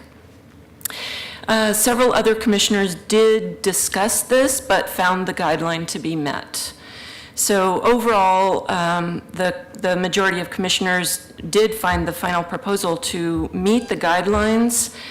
And I will say that regarding scale and height, that was a unanimous decision. None of the commissioners had concerns overall with the scale and height. And that's important.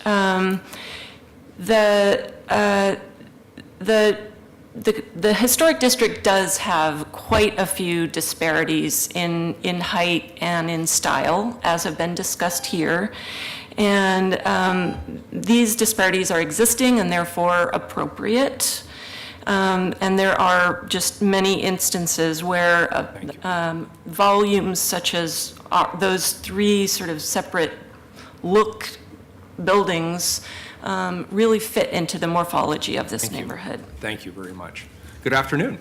Good afternoon. I'm Martha McLennan. I'm speaking today as a private citizen, former executive director of Northwest Housing Alternatives.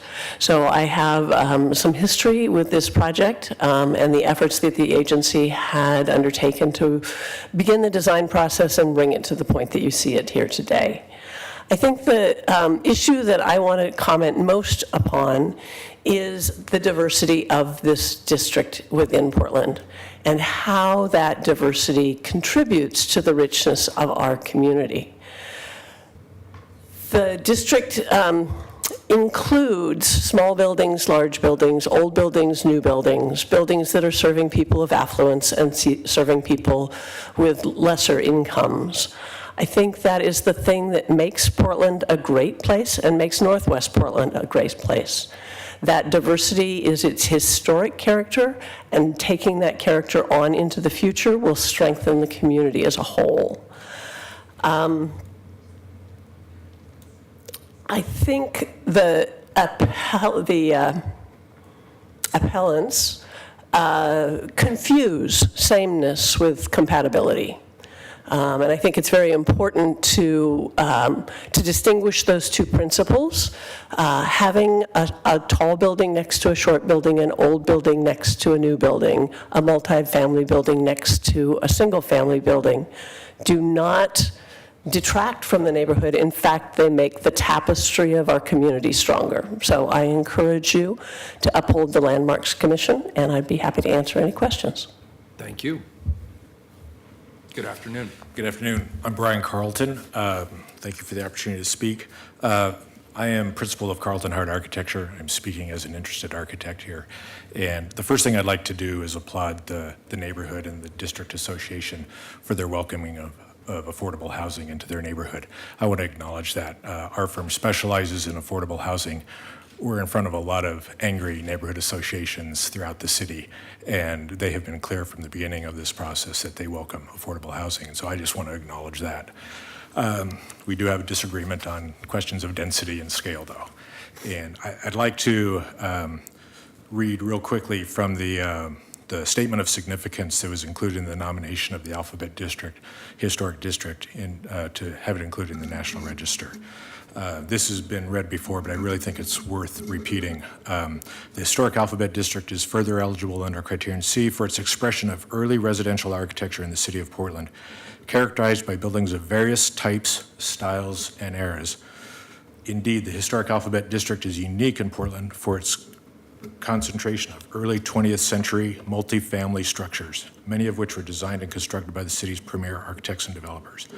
The district's multifamily dwellings are noteworthy for their appearance in areas that retain buildings from its earlier development period.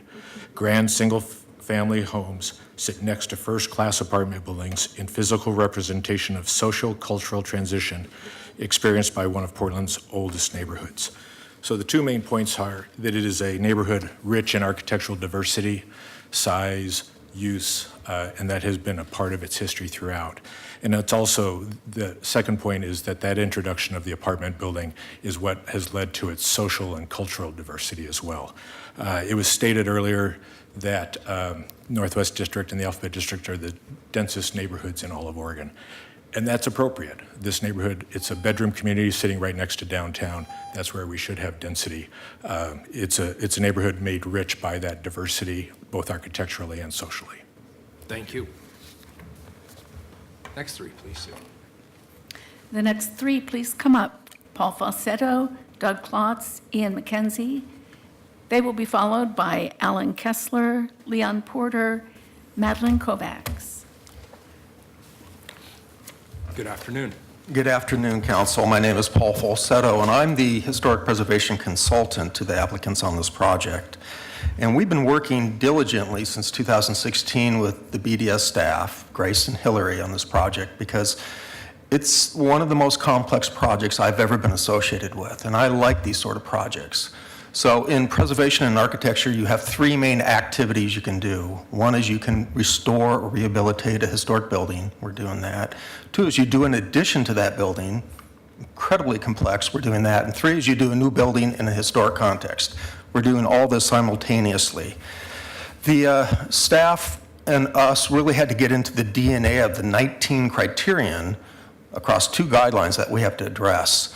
Landmarks Commission put us through our paces, and I have to say that top to bottom in its entirety, this is one of the best historic landmarks commissions I've seen in my 20 years in Portland. And they made us earn their 5-1, which is a near unanimous opinion. The one dissent said that the north building is too compatible for the district, and we kind of take that as a forehand compliment. Regarding the height of the building, within 2 blocks, there's 5 buildings from 2003 to 2017 of 5 stories or taller that were approved through this very same process. So what we're doing is not an anomaly.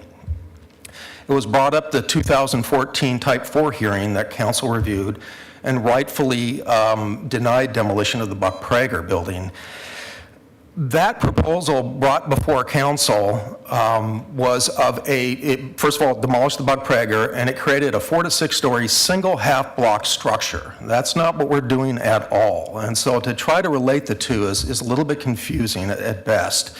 What we're doing is actually creating the 3 building types that I mentioned, and I don't want it to be forgiven that we are doing the near miracle of saving the Buck Prager, restoring its facade elements, and doing a full seismic upgrade. Any questions for me? No, thanks. Perfect timing. Thank you. Hi, my name is Doug Klotz. I oppose this appeal and support the project as approved by the Historic Landmarks Commission. The design restores the Buck Prager, as we've heard, and the south addition uses simple massing and window arrangement to relate it to Buck Prager. The north building's materials form a detailed and rich fabric with projecting bays and recesses that mimics many of the historic apartment buildings in the district. This 5-story building meets the standard of District 2 guideline compatible with qualities of the district.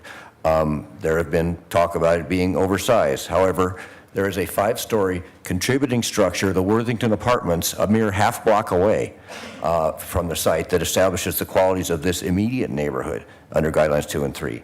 2 blocks away, we have the 5-story contributing Wickersham Apartments, which sit directly across a 60-foot street right-of-way from 2-story Victorian houses, all contributing. I believe. So the north building will also be across a 60-foot right-of-way from two and three-story Victorian houses on Irving Street. Although the Irving Street roadway is 28 feet, the right-of-way is 60 feet, which is the same as all streets in the district. So that determines how far away you are when you're across the street from it. It's the same as all the rest of the streets in the district. The juxtaposition of tall apartment buildings and smaller houses is a characteristic of the district in the context statement, as we've heard twice now. I won't read it a third time. But this building and the siting and the size really are very compatible with the district. And I would say that they go much further toward keeping the character of the district than leaving what we have there, which is two parking lots and the Buck Prager sitting in the middle of it vacant. It is also significant, of course, that this building will have, or may very well have 148 units of affordable housing, many for seniors who would benefit from proximity to Good Sam Hospital and the services there. So I urge you to vote today to reject this appeal. Thank you. Good afternoon. Hello, my name is Ian McKenzie. I'm an architect and I'm here to oppose this appeal. From 2013 to January of this year, as a resident of the Northwest District, living at the 1927 Empress condominiums. Although located just outside of the boundaries of the historic district, they're a great example of the kind of multifamily housing that makes Northwest the wonderful district that it is. The 5-story building was designed by noted architects Clausen and Clausen and has been determined to be eligible for inclusion in the National Register.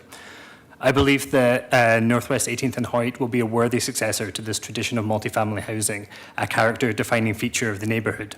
I was going to read the same quote that Mr. Carlton did from the National Register, but it's important just to bear in mind that this district is listed on the National Register because of the juxtaposition that you have of multifamily mid-rise buildings and lower-rise single-family houses. Indeed, only 2 blocks to the south is the individually listed Wickersham condominiums, which rises to 5.5 stories directly across the street from low-rise detached houses. The architects have done a great job of studying the district and drawing influences from its greatest buildings, including the American apartment building at Northwest 21st and Johnson. In doing so, they have not only met but exceeded Guideline D7, blending into the neighbourhood, which says that new development should incorporate elements of nearby quality buildings, such as building details, massing, proportions, and materials. This building underwent a great deal of scrutiny by the Historic Landmarks Commission, a body that takes their role in historic preservation very seriously. If you vote to uphold their decision, you can be confident that you're approving a building that has already been very carefully reviewed by both city staff and dedicated volunteers. I would urge you to vote yes on this today. Affordable housing in particular faces great challenges in assembling its funding, and that funding can very easily be jeopardized by delay. Voting yes will allow Northwest Housing Alternatives and the architects to quickly move forward to assembling funding, submitting building permits, and ultimately to breaking ground on 148 new affordable homes. Thank you. Thank you. Next 3, please. Please come up. Alan Kessler, Leon Porter, Madeline Kovacs. They'll be followed by Laura Galina de Lovato, Julie Garver, Darren Gilbert. Good afternoon. Good afternoon. Would you like to go ahead and start, please? Sure. Thank you. Happy to. Good afternoon. My name is Madeline Kovacs, and I'm the coordinator of the Portland for Everyone Coalition here in Portland. The 43 members of the coalition urge you to reject the appeal of the Block 162 apartments and uphold the decision of the Historic Landmarks Commission. We urge you to support the project that will preserve and seismically retrofit the Buck Prager, fall well within massing and unit limits allowed by the zoning, and offer 148 regulated affordable homes to Portland households that desperately need them. We don't actually believe that it ever makes sense to take all of the social and human context out of any decision that we ever make in the public realm. We must consider that we are in the midst of an affordable housing shortage. Portland does not have enough homes that are affordable to moderate and low-income residents. If bringing online more regulated affordable homes as quickly and efficiently as possible is a concern, and it should be, we urge Portland City Council to approve the project and not add further delay, thereby increasing cost per home. 17 homes and a floor have already been removed from the building. Again, floors allowed under the 5-to-1 FAR allowed by the code and even under the 4-to-1 base code approved for the neighborhood by City Council. And as people have already said earlier here today, the mixture of building types is actually part of what qualifies that district as a historic district in the first place. It's part of the diversity of the district. As a city, if we continue to add delays and costs to every housing projects, not to mention unduly burdening nonprofit affordable housing projects, then the overall cost to Portlanders will be tremendous. The inefficiencies add up, and it's the public that pays through public expenditure of time and resources and through rising housing prices. Thank you very much. Thank you. Hi, I'm Leon Porter. I currently live in Sullivan's Gulch, but I lived in the Alphabet District within a few blocks of this site for 15 years until 2016. And I would have been happy to live across the street from this building. I think it will substantially improve the character of its block and enhance the appeal of the immediately surrounding blocks as well. As several speakers have already said, the diversity of the Alphabet District is part of its history, and by adding diverse scale and massing and housing types in this area, that will actually help this block to better match the character of the neighborhood as a whole. One thing that nobody else has said yet, but I think is relevant, is that the city does have an officially declared housing emergency, and I think that you should weigh that into your decision. And I would urge you not only to approve this project, but if you're going to add any conditions to it, one condition you could add would be to ask the developer to increase the building size back up to 6 stories so that it could include those 14 to 17 units that were lost. Okay. Thank you. Good afternoon. Good afternoon. My name is Alan Kessler. I am a concerned citizen. So I've been here before to talk about this project. We had a discussion at the time. We were talking about the commissioner who lives across the street and decided to participate in the design advice review, and there's some ethics complaints filed over that. This was happening at the end of last year, the beginning of this year. This project has dragged out for 10 or 11 months. And to allow this process, to have neighbors be able to throw a temper tantrum and delay the creation of affordable housing, which everybody on this panel has said, and everybody on this council has said that we desperately need, is contrary to our goals. I know there are lots of people all over the city who'd love to have this power, but they don't. There are only a few types of neighborhoods that get to really bring these, that have the resources to do it. And if historic preservation isn't going to continue to just be a tool of white supremacy, which is what it is in this case, we have to do something different. We can't entertain this nonsense. Going to Commissioner Udaley's comment earlier, whether there are any bonuses given, no, there's a bonus available, but BDS staff told the developers not to even come in at the 4-to-1 that's allowed by right. They didn't get anywhere near that affordable housing bonus that this council, these neighbors came to this council before and asked for that area to be downzoned, and you denied it because you have different priorities. So, but through this process, through the pressure from BDS, and then through the 3 different design advice review hearings, which stretched over months, I would love to know the professional fees involved in taking your architects and your lawyers through that entire process. That's all money that's going to the cost of affordable housing that we desperately say we need. I would hope that this council would take this opportunity, 1, to censure the neighbors who are bringing this, and 2, to remove this ridiculous fee waiver for appeals, because this behavior shouldn't be tolerated. Thank you. Thanks, all 3. Next 3, please. Next 3, Laura Galina de Lovato, Julie Garver, Darren Gilbert. They'll be followed by Gregory D. Baker, Holly Balcom, and Laura, again, reading a letter from Stephen McMurtry. Good afternoon. Good afternoon, Mayor, Commissioners. Thanks for the opportunity. My name is Laura Golino de Lovato. I'm the Executive Director at Northwest Pilot Project. For 49 years, Northwest Pilot Project has been helping low-income seniors get into housing or stay in housing. We would urge you, from that perspective of knowing how many seniors are being left struggling to find housing that they can afford to stay in, and how many homeless seniors there are needing housing, we would encourage you to uphold the Historic Landmarks Commission approval of this project and deny the appeal.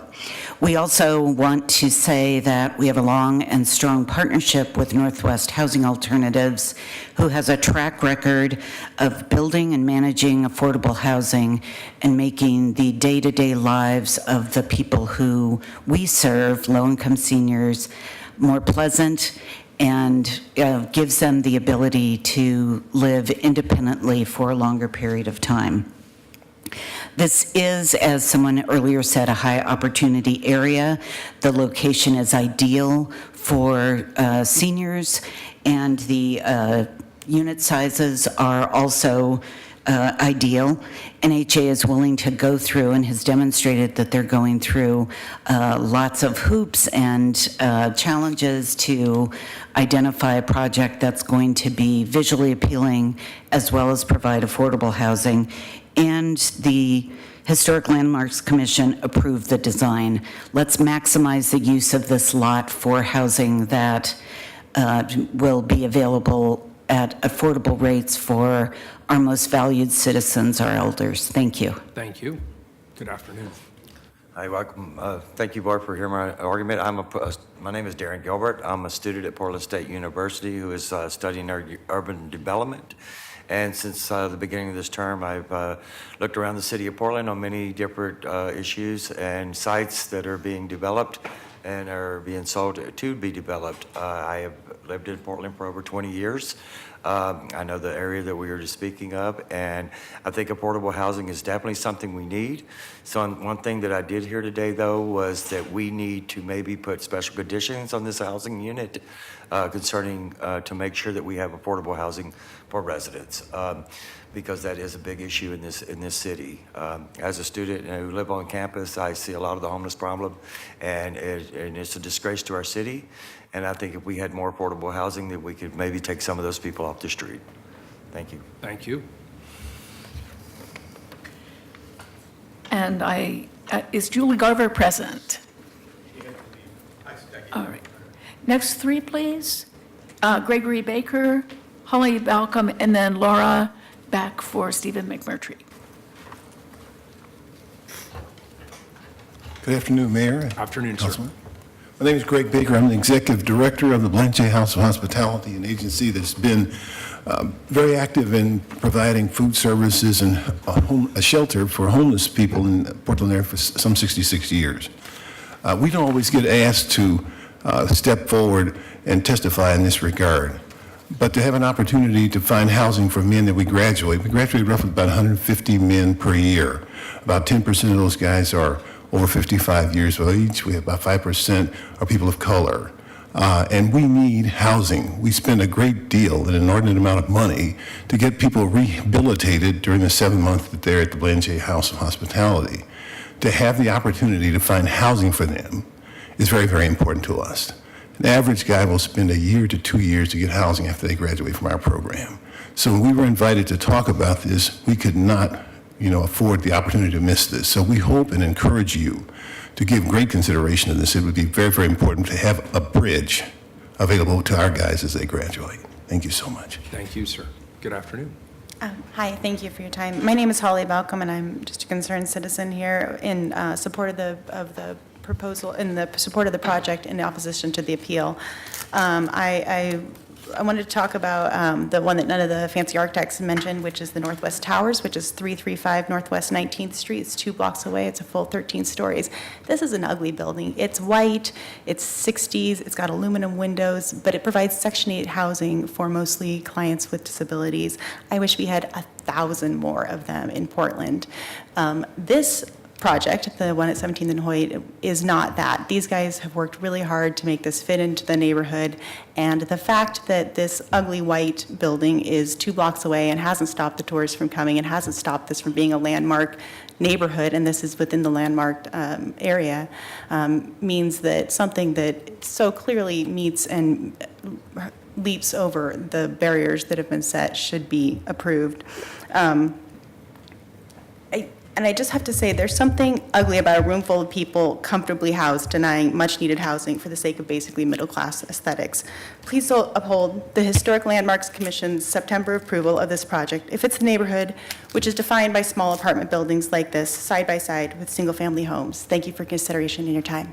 Thank you. Good afternoon. Hello again, Laura Golino De Lovato. I'm reading testimony from Stephen McMurtry.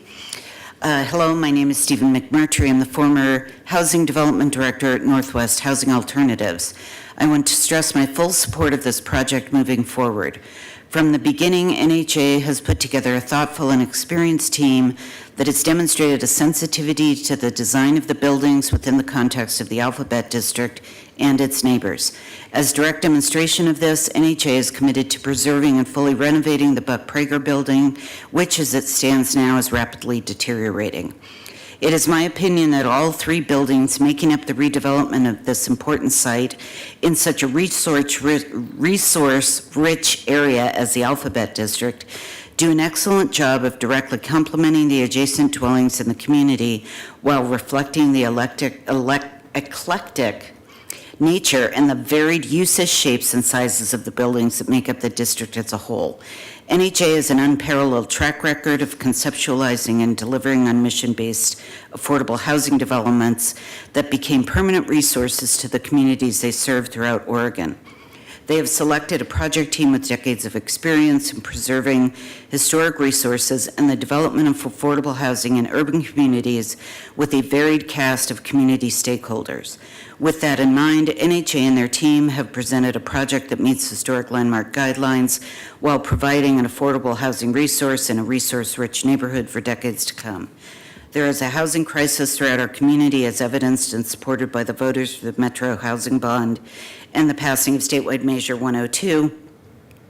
The crisis is real, and this project makes a commitment to help alleviate some of this crisis while making itself a valued and complementary part of the Alphabet District. I thank you for your time and efforts and hope you will support NHA in moving forward with this development. Stephen McMurtry, currently the Director of Housing Development, Housing Authority, Clackamas County. Thank you very much. That's all. Very good. All right, so the appellants each have 5 minutes for rebuttals if they so choose. So first up is appellant number 1, the Northwest District Association, if you would like to rebut anything.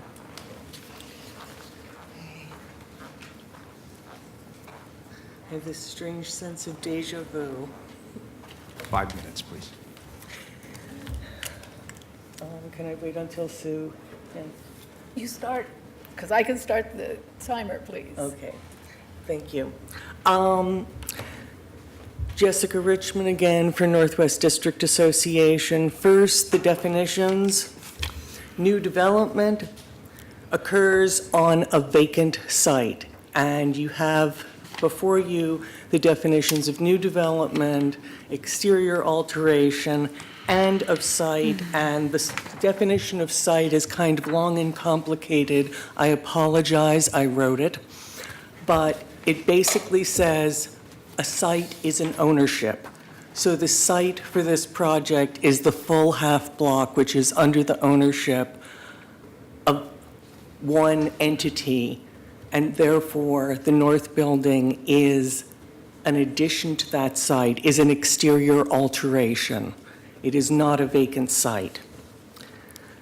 Second, the height, the image of the neighborhood at the end was very misleading. It showed a lot of non-existent full-grown trees obscuring some of the lower-rise development, and the heights shown by the applicant were often, of neighborhood buildings, were often inaccurate, and also they compare buildings with sharply peaked roofs and church steeples to a flat-roofed building. In terms of mass, in terms of impact, in terms of design, those are very different things.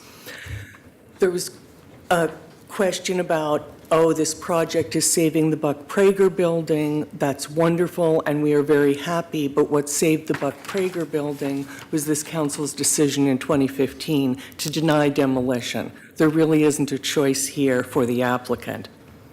The eastern edge includes much more than you've heard about from the applicant, and if you go back to the slides that we showed, see our slides for Community Design Guideline P1, you will see the full text of the characteristics of the eastern edge. There's also a difference between the characteristics of the district, which is rather large, and the districts, and the character of our neighborhood, which is a small area with small buildings. It is not like the rest of the district, and that's why we have sub-districts within the Northwest Alphabet District. Finally, on the condition of approval that we've requested, because NHA are not owners of the land is part of our concern. They'll be leasing it on a 75-year lease, but we would be more than happy to be flexible. We only picked 60% of MFI because that's what they've been consistently saying. But if they can come up with language that basically gets us to the same place, that it's going to, of an assurance that it will be affordable housing, we would fully support that.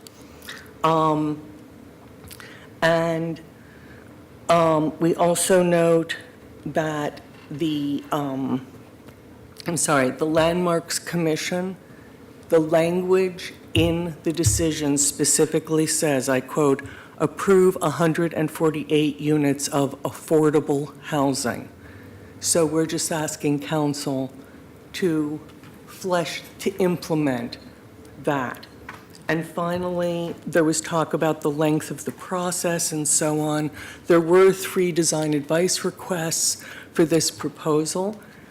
Design advice requests are completely voluntary. It was the applicant that chose to go through those, though we appreciate that they did. And we also would note that until the final hearing, the Landmarks Commission was not reaching a consensus about the buildings, and that often the straw vote was 3-3 or some other proportions.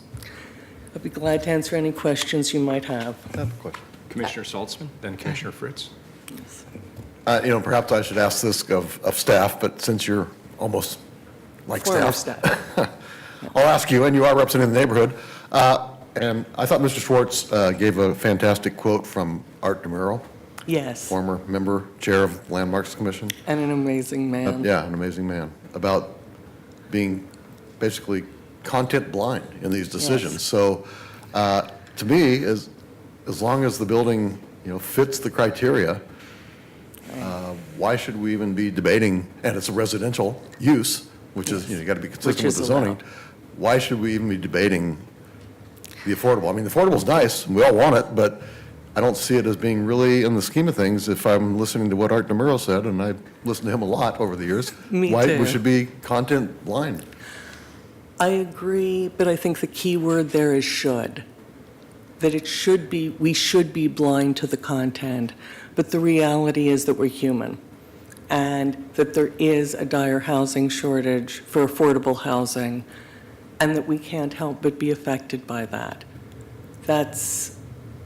We've all talked about how ironic it is that we find ourselves opposing an affordable housing project.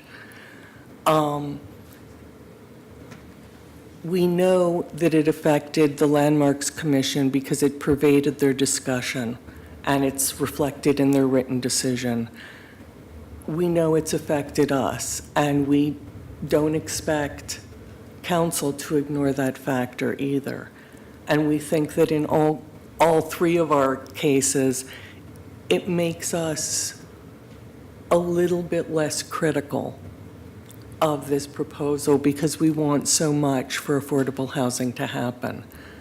But by the same token, We don't want to be generous and then something else comes in. Maybe not bigger apartments, but ones that rent for a lot more. And so the condition should in fact be harmless to NHA. It should, as I said earlier, they're not in the business of market rate housing. And so we would like to work with them to craft a condition that will work for them, but that also assures us that it's affordable. Thank you. Commissioner Fritz. I'm glad you went first because that gave me a chance to look up the code. And thank you, Ms. Richmond, for the appeal, because you're correct. It does say in the Historic Landmarks Commission's decision, it's approved for affordable housing, and then you very helpfully put in the definition from 30.103.0.b regarding what does that mean in city code. So I think it would be helpful in this case if we could get a condition, which I, as Commissioner Daly said, I believe is necessary for that adjustment, that would say what is meant by that. So thank you. Thank you.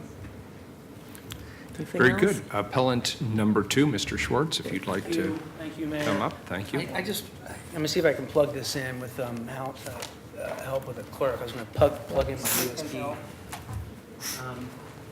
know that there was a little bit of confusion last time to get it up and running. Thank you. Somebody's got Panic at the Disco up.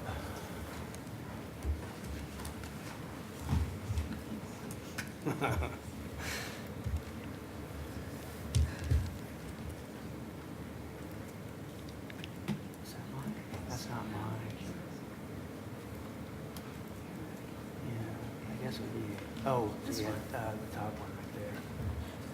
Let's see if we can just go down. Can I use this? Absolutely. Thank you. Oh. And I'll switch to Oh. you. Thank you again, Mayor, Commissioners. I appreciate the time. I just wanted to quickly engage in some rebuttal with regard to the applicant's presentation and also show some additional pictures from a different submission that's in the record. The top photo is south on 18th, heading south.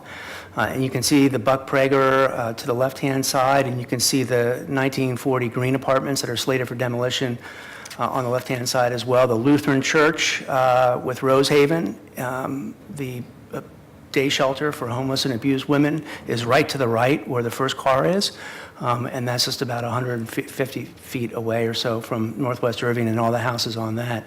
I show that just to provide you context. This is Irving from the east side heading north. Just so you know, the north building will be on the left-hand side of the photo. Those trees on the left-hand side of Irving will be taken down, and hopefully there'll be some tree abatement, but that was some discussion. I think that's still up in the air.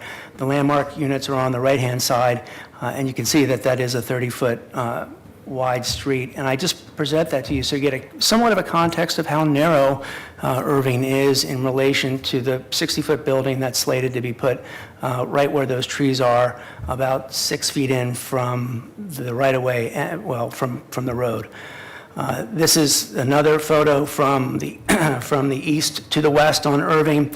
That's the EG1 building that was referenced both by the applicant and BDS staff. And again, the 60-foot north building will be just to the west of that on the left-hand side of the photo. You can see the trees up here that will be slated for demolition. And that's where the project is, which is on the west side of the unit. And again, another photo with the historic landmarks on the right-hand side and the EDG1 on the left-hand side. So I just wanted to present those photos for you just so you can get a little bit of better context when you're evaluating some of the photos that were presented by the applicant, particularly the north building, which I would argue does not meet the criteria, particularly with regard to D7 and the hierarchy of compatibility. I would say I'm always concerned when individuals talk about, well, we went big and then we came down. To me, as a lawyer, I always regarded that as sort of a negotiation tactic, start high and sort of whittle down.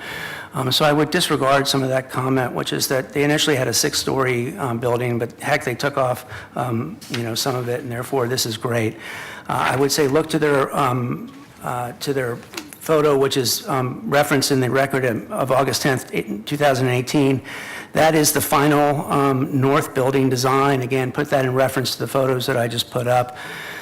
There's no doubt that there are 5 to 6 story buildings, as Commissioner Daly and lots of other people have talked about throughout this district. There is no doubt that that's true at all.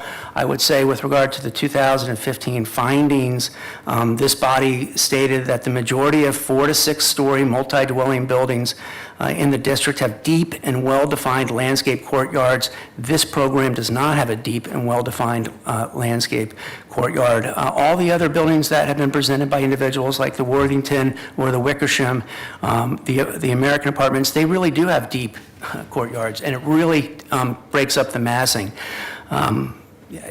Just for your edification.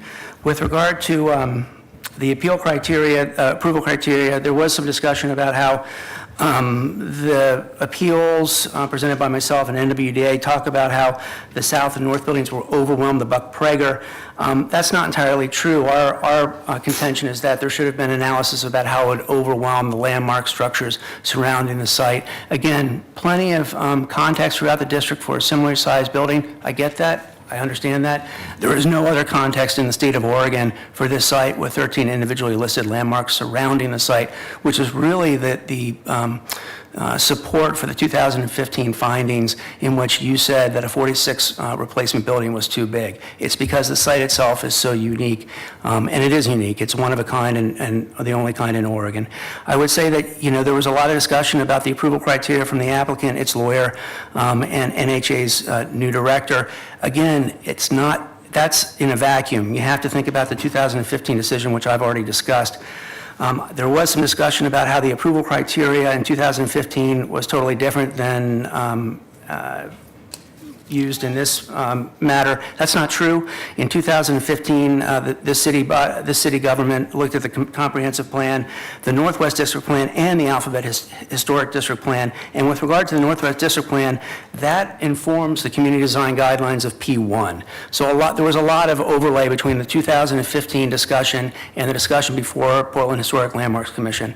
Again, I put that out there because to me, that is where I come down from, which is there should have been, to me, a fairness aspect. I want you to know quickly, at the final land use decision before landmarks, there were 44 submissions in opposition to the program and 26 submissions in support. Look, there's a lot of people on both sides that have strong opinions. I get that. I can certainly see how landmarks went, but many people do have reservations about the project. All I ask is that you take due care and consideration with regard to this program. Thank you, Mayor. Very well. Thank you, sir. Thank you, everybody, for your testimony. Unless there's any objection, this will be the end of the public participation portion of this on-the-record hearing. Could I get they were going to come back with a... Oh, yeah, the council can still ask questions, have deliberations, whatever you'd like. The applicant was going to come back with a suggested condition of approval that they could live with, which I would much prefer than trying to make one up myself. If they so choose. If they so choose. And to be clear, I'm not asking you to do anything that you don't normally do, so I just wanted to try to define what you normally do, because what you normally do is really good. I just don't want anybody else to come in and use this property for something else. Could I ask a question of legal counsel while they're setting up? So we've heard testimony with regard to the use of the facility. And the testimony that we've received suggests that that issue is on the table because of the actual findings of the Historic Landmarks Commission. Is that accurate? So the applicant is an affordable housing provider. I think that you can see in the way that the application was provided, was approved, that they do discuss it as affordable housing. I believe what Commissioner Fritz was referring to in the findings was the adjustment for the loading dock was based on the assumption that because the units are smaller, they won't need as wide of a loading dock. BDS can speak to what PBOT staff specifically said, which they just talk about the size of the units, not whether or not the price point of the units. But I guess I'm not sure what your question, if your question is whether or not we can talk about whether or not they're affordable, yes. If your question is, does that give us a nexus to impose a condition, I think my advice would be no. The council's authority to impose conditions is based on the applicable approval criteria. So whether or not a finding mentioned the project that was proposed by the applicant as including affordable housing, that's still not the applicable approval criteria. Okay, that clarifies my question, because my question was related to issue number 2 that you just raised. Sorry, go ahead. Oh, that was actually a helpful lead-in. We would agree with that analysis. And, we do understand the concern about maintaining affordability at this project, but I can't advise my client to voluntarily agree to any additional restrictions on the development, which will, as Charles discussed earlier, make it harder to fund. With respect to the size of the units, Trell and maybe Michelle can actually address this a little bit more, but it is, if assuming the design is approved, the shell of the building is set, and it really isn't, it's just, you couldn't just switch out the inside to move from studio apartments to family-sized apartments without a lot of work. Why not? That's probably a question for an architect. Isn't it just a matter of whether you put the second set of plumbing in and have a door through or not? Well, for one thing, if the exterior is set, all the windows are set in a specific place, it's not so easy just to put walls wherever you want. No, you just remove the wall is what the concern is, that instead of having 3 studio apartments, you have connecting doors through interior, and so suddenly you've got a 3-bedroom apartment. Is it possible? Yes. It is difficult to do when you have a site like this where everything is so tight and decided already. Can I tell you that it absolutely could not happen? No, I can't. The concern is that I don't think the site, I like the design. Let me be very clear. I like the design. I want to approve this development. I'm concerned about the adjustment for the loading zone, and this is consistent with my 10 years on the council. I think that we get into problems when we don't have places for people to load and unload their stuff. So I'm concerned about that. I was prepared to approve the adjustment based on they're going to be either studio apartment, either they're going to be, if they have to be studios, then they have to be studios. Maybe it's a condition that says they have to be studios. Since you're saying it's going to be difficult to change that anyway, then at least they would be relatively affordable, even if they were market rate. My concern is, as Commissioner Udaly said, consolidating units and having people with their full dining room set and their grand piano. I mean, I don't know how to address that other than there's the intention of this client and this design team that the proposal that we've shown you today is the proposal that's going forward. Is there a chance that ours doesn't go forward and someone else buys this site or something else? I don't know how to play out all the hypotheticals that you're laying out here, but we are working on a pro forma and looking at funding based on only studio units. That is the intention. That has never been looking at anything else. I think, our concern with the covenant is based on it's already very, very difficult to provide affordable housing. And so to put anything else tied to this project makes lenders very uneasy. And quite frankly, we need as much flexibility as possible in talking to as many lenders as possible to get projects funded. So as the decision currently says that it's for affordable housing, and it refers in the modification, the adjustment criteria to the studios and the seniors, et cetera. And then the appeal pointed out that the city's definition of affordable housing is at 80% of median family income, and the neighborhood, the appellants were asking for 60. So is 80%, you said that you don't have any projects that are providing housing at greater than 80%. Is that correct? That's right. So that's something that is de facto in the decision. I would note that the decision also notes that the type of housing proposed, the amount of parking, here I'm quoting page 5, the type of housing proposed, the amount of parking and density are not relevant to the applicable historic resource review criteria. So as we read the decision and the deliberations and all of that, the references to affordable housing were just a No, I agree with that. I'm talking about the adjustment request, not the historic criteria. Do we want to? I mean, I think it's worth saying, and certainly this is a concern, and I respect this concern, but it is worth saying that projects, the multifamily projects, get this adjustments. There are projects within the Alphabet District that have gotten this adjustment that are mixed unit buildings. And again, like, if this is a concern for you, I understand that, but this is not out of keeping with what other projects, multifamily projects, are getting allowed by PBOT.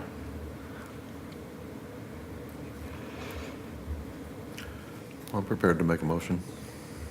Commissioner Saltzman? I would move to uphold the Landmarks Commission decision. Second. We have a motion and a second. Further discussion? Can we request to make tentative findings and? Yeah. That's what I was going to say. That's That her this job. is, yes, this is a tentative vote, and we'll talk after the vote about when council would come back to adopt the final findings. Yeah. Do we have, sorry. Do we have an opportunity to bring staff back up? I did have a question for Yeah, BDS. we have a motion on the table. We have plenty of time to bring up staff. Thank you. We're probably going to run out the clock too, right? Because the current extension I is to believe the it's December 30th or December 31st. So I don't Yeah. think we can do it. Does it go into effect immediately after the council votes next time? Does the decision go into effect? Yes. Y- Or is yeah. it the usual 30-day waiting? Oh, it would be an approved land use decision, and Okay. then the parties have 21 days to appeal it to LUBA. Thank you. Was it Commissioner Daly? Yes, thank you. So I'm just hoping to understand the question about zoning. It was stated earlier that BDS staff discouraged the developer from trying to develop to the full height allowed by the zoning on this lot. Would you say that's a fair characterization? I would say that there were discussions about compatibility in the district, so it was more to do with maybe a discussion of massing and scale and how that building fits into the district. So they might have been able to reach the full height if the massing had been changed? Yeah, I mean, here's my question. It's a historic district, so there's additional considerations, but we've given it this zoning. So why wouldn't we have just downzoned if we didn't feel building to the full height was appropriate to the neighborhood rather than have a kind of de facto downzoning? I can speak to that actually because I was there. I mean, Because I'd I love to argued to understand downzone it. Huh? I argued to downzone it, and my colleagues outvoted me and said that let's just see what they can come up with. And so this is what they've come up with, and I'm actually quite happy with it. Yeah, I mean, But interesting. that was Yeah. the concern was to allow design flexibility, that it was theoretically possible to build it higher if it was skinnier or something. Okay, thank you. That makes sense. I wasn't here in 2015, so. It does allow them to keep the Buck Prager right? Because, it's a lower building, and so, and it's an expensive thing to renovate and keep that building, so it's a, So, legal counsel, I assume you want us to restate Commissioner Saltzman's motion in land use speak, is that correct? Yes, and if I may, I did speak with the applicant, and I have a potential condition that might solve issues. I don't know if it would be, satisfy everyone's concerns, but I'd like to at least offer it, because the applicant has. I'd love to hear it. Okay. So, understanding that the loading dock is based on the size of the units, and hearing that the applicant does not anticipate internal conversions, it could be that if there are internal conversions, which would trigger a building permit, that substantially reduce the number of studio apartments, then an additional land use review would be required of that adjustment. So it's, They would be willing to have that? yes. I would accept that as a So, friendly amendment. make sure BDS is, yeah, so we would, yeah, that's true. We would just need to identify what substantially, how many units is reduced. So right now, I think they are proposing 148 units. Yeah. So I don't know what council thinks at what point that should trigger, once there's internal conversions, that would trigger an additional land use review of the loading dock, but 50% reduction, yeah, I don't know.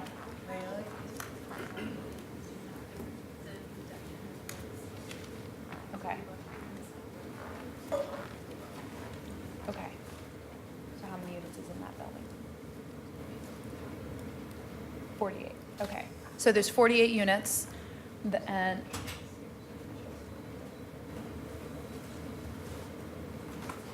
okay. Sorry, I would actually like BDS staff to explain that better, because they can speak more to the specifics of the application, where the loading spaces are.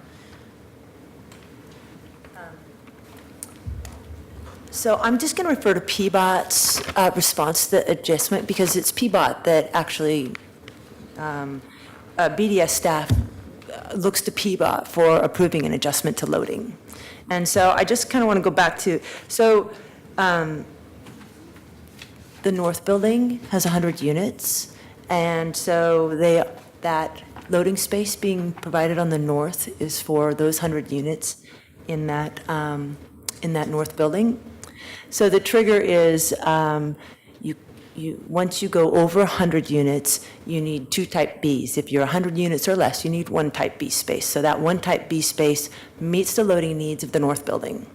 So since they're over it, 148, the 48 units, which are not really being served by that loading space, because there's a height difference, and it won't really work to use that loading bay for the south building and the Buck Prager.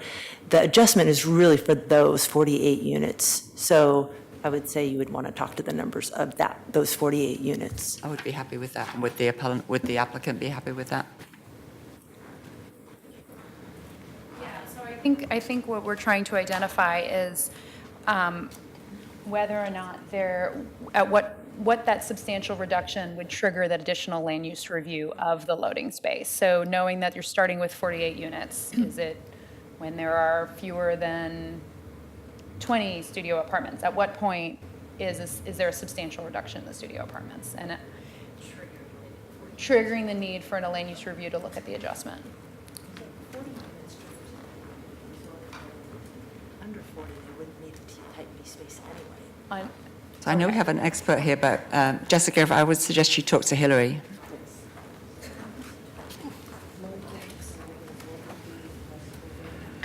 So what I'm hearing from staff is that there's 48 units. Once they get under 40, they wouldn't need that adjustment anyway. Yes. So it's somewhere between 40 and 48. If they adjusted it, that doesn't sound like it's a substantial reduction. If they adjusted between 40 and 48, council might not necessarily interpret that as a substantial reduction in the studio apartments that should trigger additional land use review. I mean, that's your What I'm hearing from the applicants is they have no intention of doing any conversions. So I'm What I'm trying to do is to acknowledge that the neighborhood has expressed its concern, and I think that they have presented their concerns in a very helpful and supportive way that is very respectful of affordable housing and actually they're asking to make sure it happens. So I think it would be very nice if we could get somewhere that they would have in writing that their concerns have been addressed, and I don't really mind exactly what it is. May I ask a technical question? No, I'm sorry, because we're in the council deliberations portion of this. I apologize. May I ask council to ask me if I have any technical questions? Commissioner Fritz, would you like to ask a question? It's a nice one. I just don't think we're allowed to. Yeah, I break have the to wait. protocol.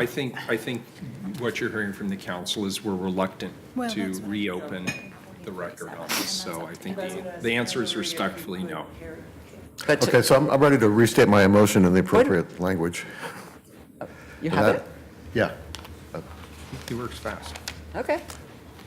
Deny the appeals and uphold the Historic Landmarks Commission's decision to approve the requested Block 162 Apartments Historic Review with modifications and adjustments. Case file LU 18-187493 HRM AD. So not adding any condition. It just didn't seem practical. Yeah, I don't see the need for a condition if we're talking between 48 and 40 apartments. Is there a second? Second. We have a motion and a second. Any further discussion? Please call the roll. Udaley. And I'm sorry, I have to clarify, this is a tentative Thank you. vote. And we will take a final vote at a later date that will be determined. When will we determine that date? We will determine it as soon as you vote, or yes, in the. Perfect, before you go anywhere. we go, assuming that the motion carries. Very good. Sorry. Commissioner Daly. Thank you. So I do believe approval criteria was met. I don't believe errors were made in the review process, or if there were deviations from that process, that they would have resulted in a different outcome. I want to say on a personal note, like many Portlanders, I am overwhelmed by the rate of change in the city, and I don't like a lot of it. But in this case, I actually think that this is a much more attractive new development that I am seeing on our streets, and that the developer and architect has really gone to great lengths to meet the criteria, and I was actually a little confused by the brick building. I agree, it is so similar to some of the buildings in the neighborhood. I thought that it was an existing building that I remember being there, but it's actually a new one. I think a mixed streetscape is desirable, so whether that's mixed materials or contrast of textures or age of the buildings, heights and depths, like that adds to our built environment. So the fact that it may not be exactly the same as every other block in the district doesn't seem valid to me. Also, I would also love to guarantee that this is affordable housing and remains affordable housing. I have no reason to believe that it won't be. I don't believe that we can put restrictions on it, however, because none of the decisions made by BDS, PBOT, or the Historic Review Committee were contingent upon that affordability. And this would be an acceptable development, whether or not it was affordable. This is, in fact, extremely expensive real estate. The idea that it's going to be developed at 2 stories in keeping with the adjacent contributing structures is just unrealistic. I agree there's a balance to be struck between density, affordability, and preservation. I actually don't think it was perfectly met here because we could have gotten more units. And I don't believe that the developer came in at a higher height as a bargaining tactic, came in as a higher height because they were allowed to come in at a higher height by the existing zoning on the property, and I appreciate everything they've done to meet the requirements of the city. And with that, I vote aye. Fritz. First, thanks to Northwest Housing Associates, I'm feeling very happy that, and it was really difficult to say no in 2016. In fact, I was surprised that we got to no in 2016. That building really was out of character with the neighborhood, and this one isn't. This one's really nice. I'm very, very impressed with the work that you've done, and I appreciate that. Also appreciate the Historic Landmarks Commission and their members who worked very, very diligently on this, in some cases under extreme pressure. And so thanks to Hillary Adam and Grace Jeffrey for your support of them and for this decision, which does say that it's for 148 units, new affordable housing units, including 48 senior units and 100 units of affordable workforce housing, and that no field changes are allowed. So I think it's quite clear in the record what's intended. Because it is Northwest Housing Associates, I'm very confident that you are going to get the funding and that this is going to move forward. So thank you very much for all you do for affordable housing, as well as Northwest Pilot Projects and others. I think this is a remarkable project, and I'm looking forward to seeing it done. And I will also say Commissioner Fish is out of the state on personal business, and I know he would say if he was here that he also is relieved that we got here after we said no to the other one, and also that people who live in affordable housing should not have to sacrifice design, and that they get to live in really wonderful places with great design. And I think that's what we're going to get here, so thank you very much. Aye. Saltzman. Well, I want to start out by commending the Northwest District Association, Mr. Schwartz. As always, you do outstanding jobs in your presentations, and I appreciate that. I just, in this case, happen to disagree. And I do think, why I disagree is I do think the applicant has done an outstanding job this time around in really making the project look indistinguishable from much of the rest of Northwest Portland, the Alphabet District. And, you know, again, kudos to you for getting the Alphabet District designated as an historical landmark. It really is an outstanding array of largely multifamily developments. But as I saw the pictures being presented by the applicant, I said, wow, that looks just like, you know, the North Building looks just like the American Apartments on 21st and Johnson. And in fact, it sounds like they borrowed heavily from that. So it looks and feels a lot like Northwest Portland. And I'm sure once it's built, I'll walk down that street and I won't even notice that it's new construction, or part of it's new construction. So I think that it's, and then as with respect to the condition about requiring it to be 60% affordability, I think part of your concern was that you had a landmarks commission that was running amok with housing affordability. Well, think about that for a second. If you had a council that started attaching conditions to every new residential development saying, by golly, that's got to be 60% affordability, that's not, first of all, that's not fair to the projects that will come before us for approval, but it's probably not wise blanket public policy. And if it's not wise blanket public policy, it's not wise to do it as an individual condition on an individual project. As much as our hearts may all be there, and that may be the problem, is everybody wants to go there, but we have to also remember that it's a very complicated business to build affordable housing. Very complicated. As housing commissioner, I've always been baffled at the ability for these projects to actually break ground and happen, because there's so many complicated funding streams, bank loans, all that stuff. It just baffles me. So I think we landed at a good place. I think this will be a good project, and I hope there doesn't have to be any changes, and I'm pleased to vote aye. Wheeler. So today I'm voting based on information that I heard today. Obviously, I was late to the hearing. I was elsewhere conducting city business. Today's vote's a tentative vote. I have read the staff reports. I've reviewed the materials that were provided that were submitted to the council clerk.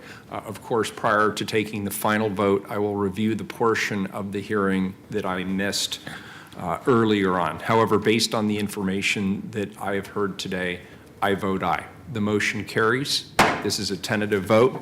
The final and vote it's will be, on December 19th at 10, December 19th at 10:30. so the final vote of the city council will be on December 19th, 10:30 a.m., Portland City Hall Council Chamber. Thank you all who testified and provided testimony. We are adjourned.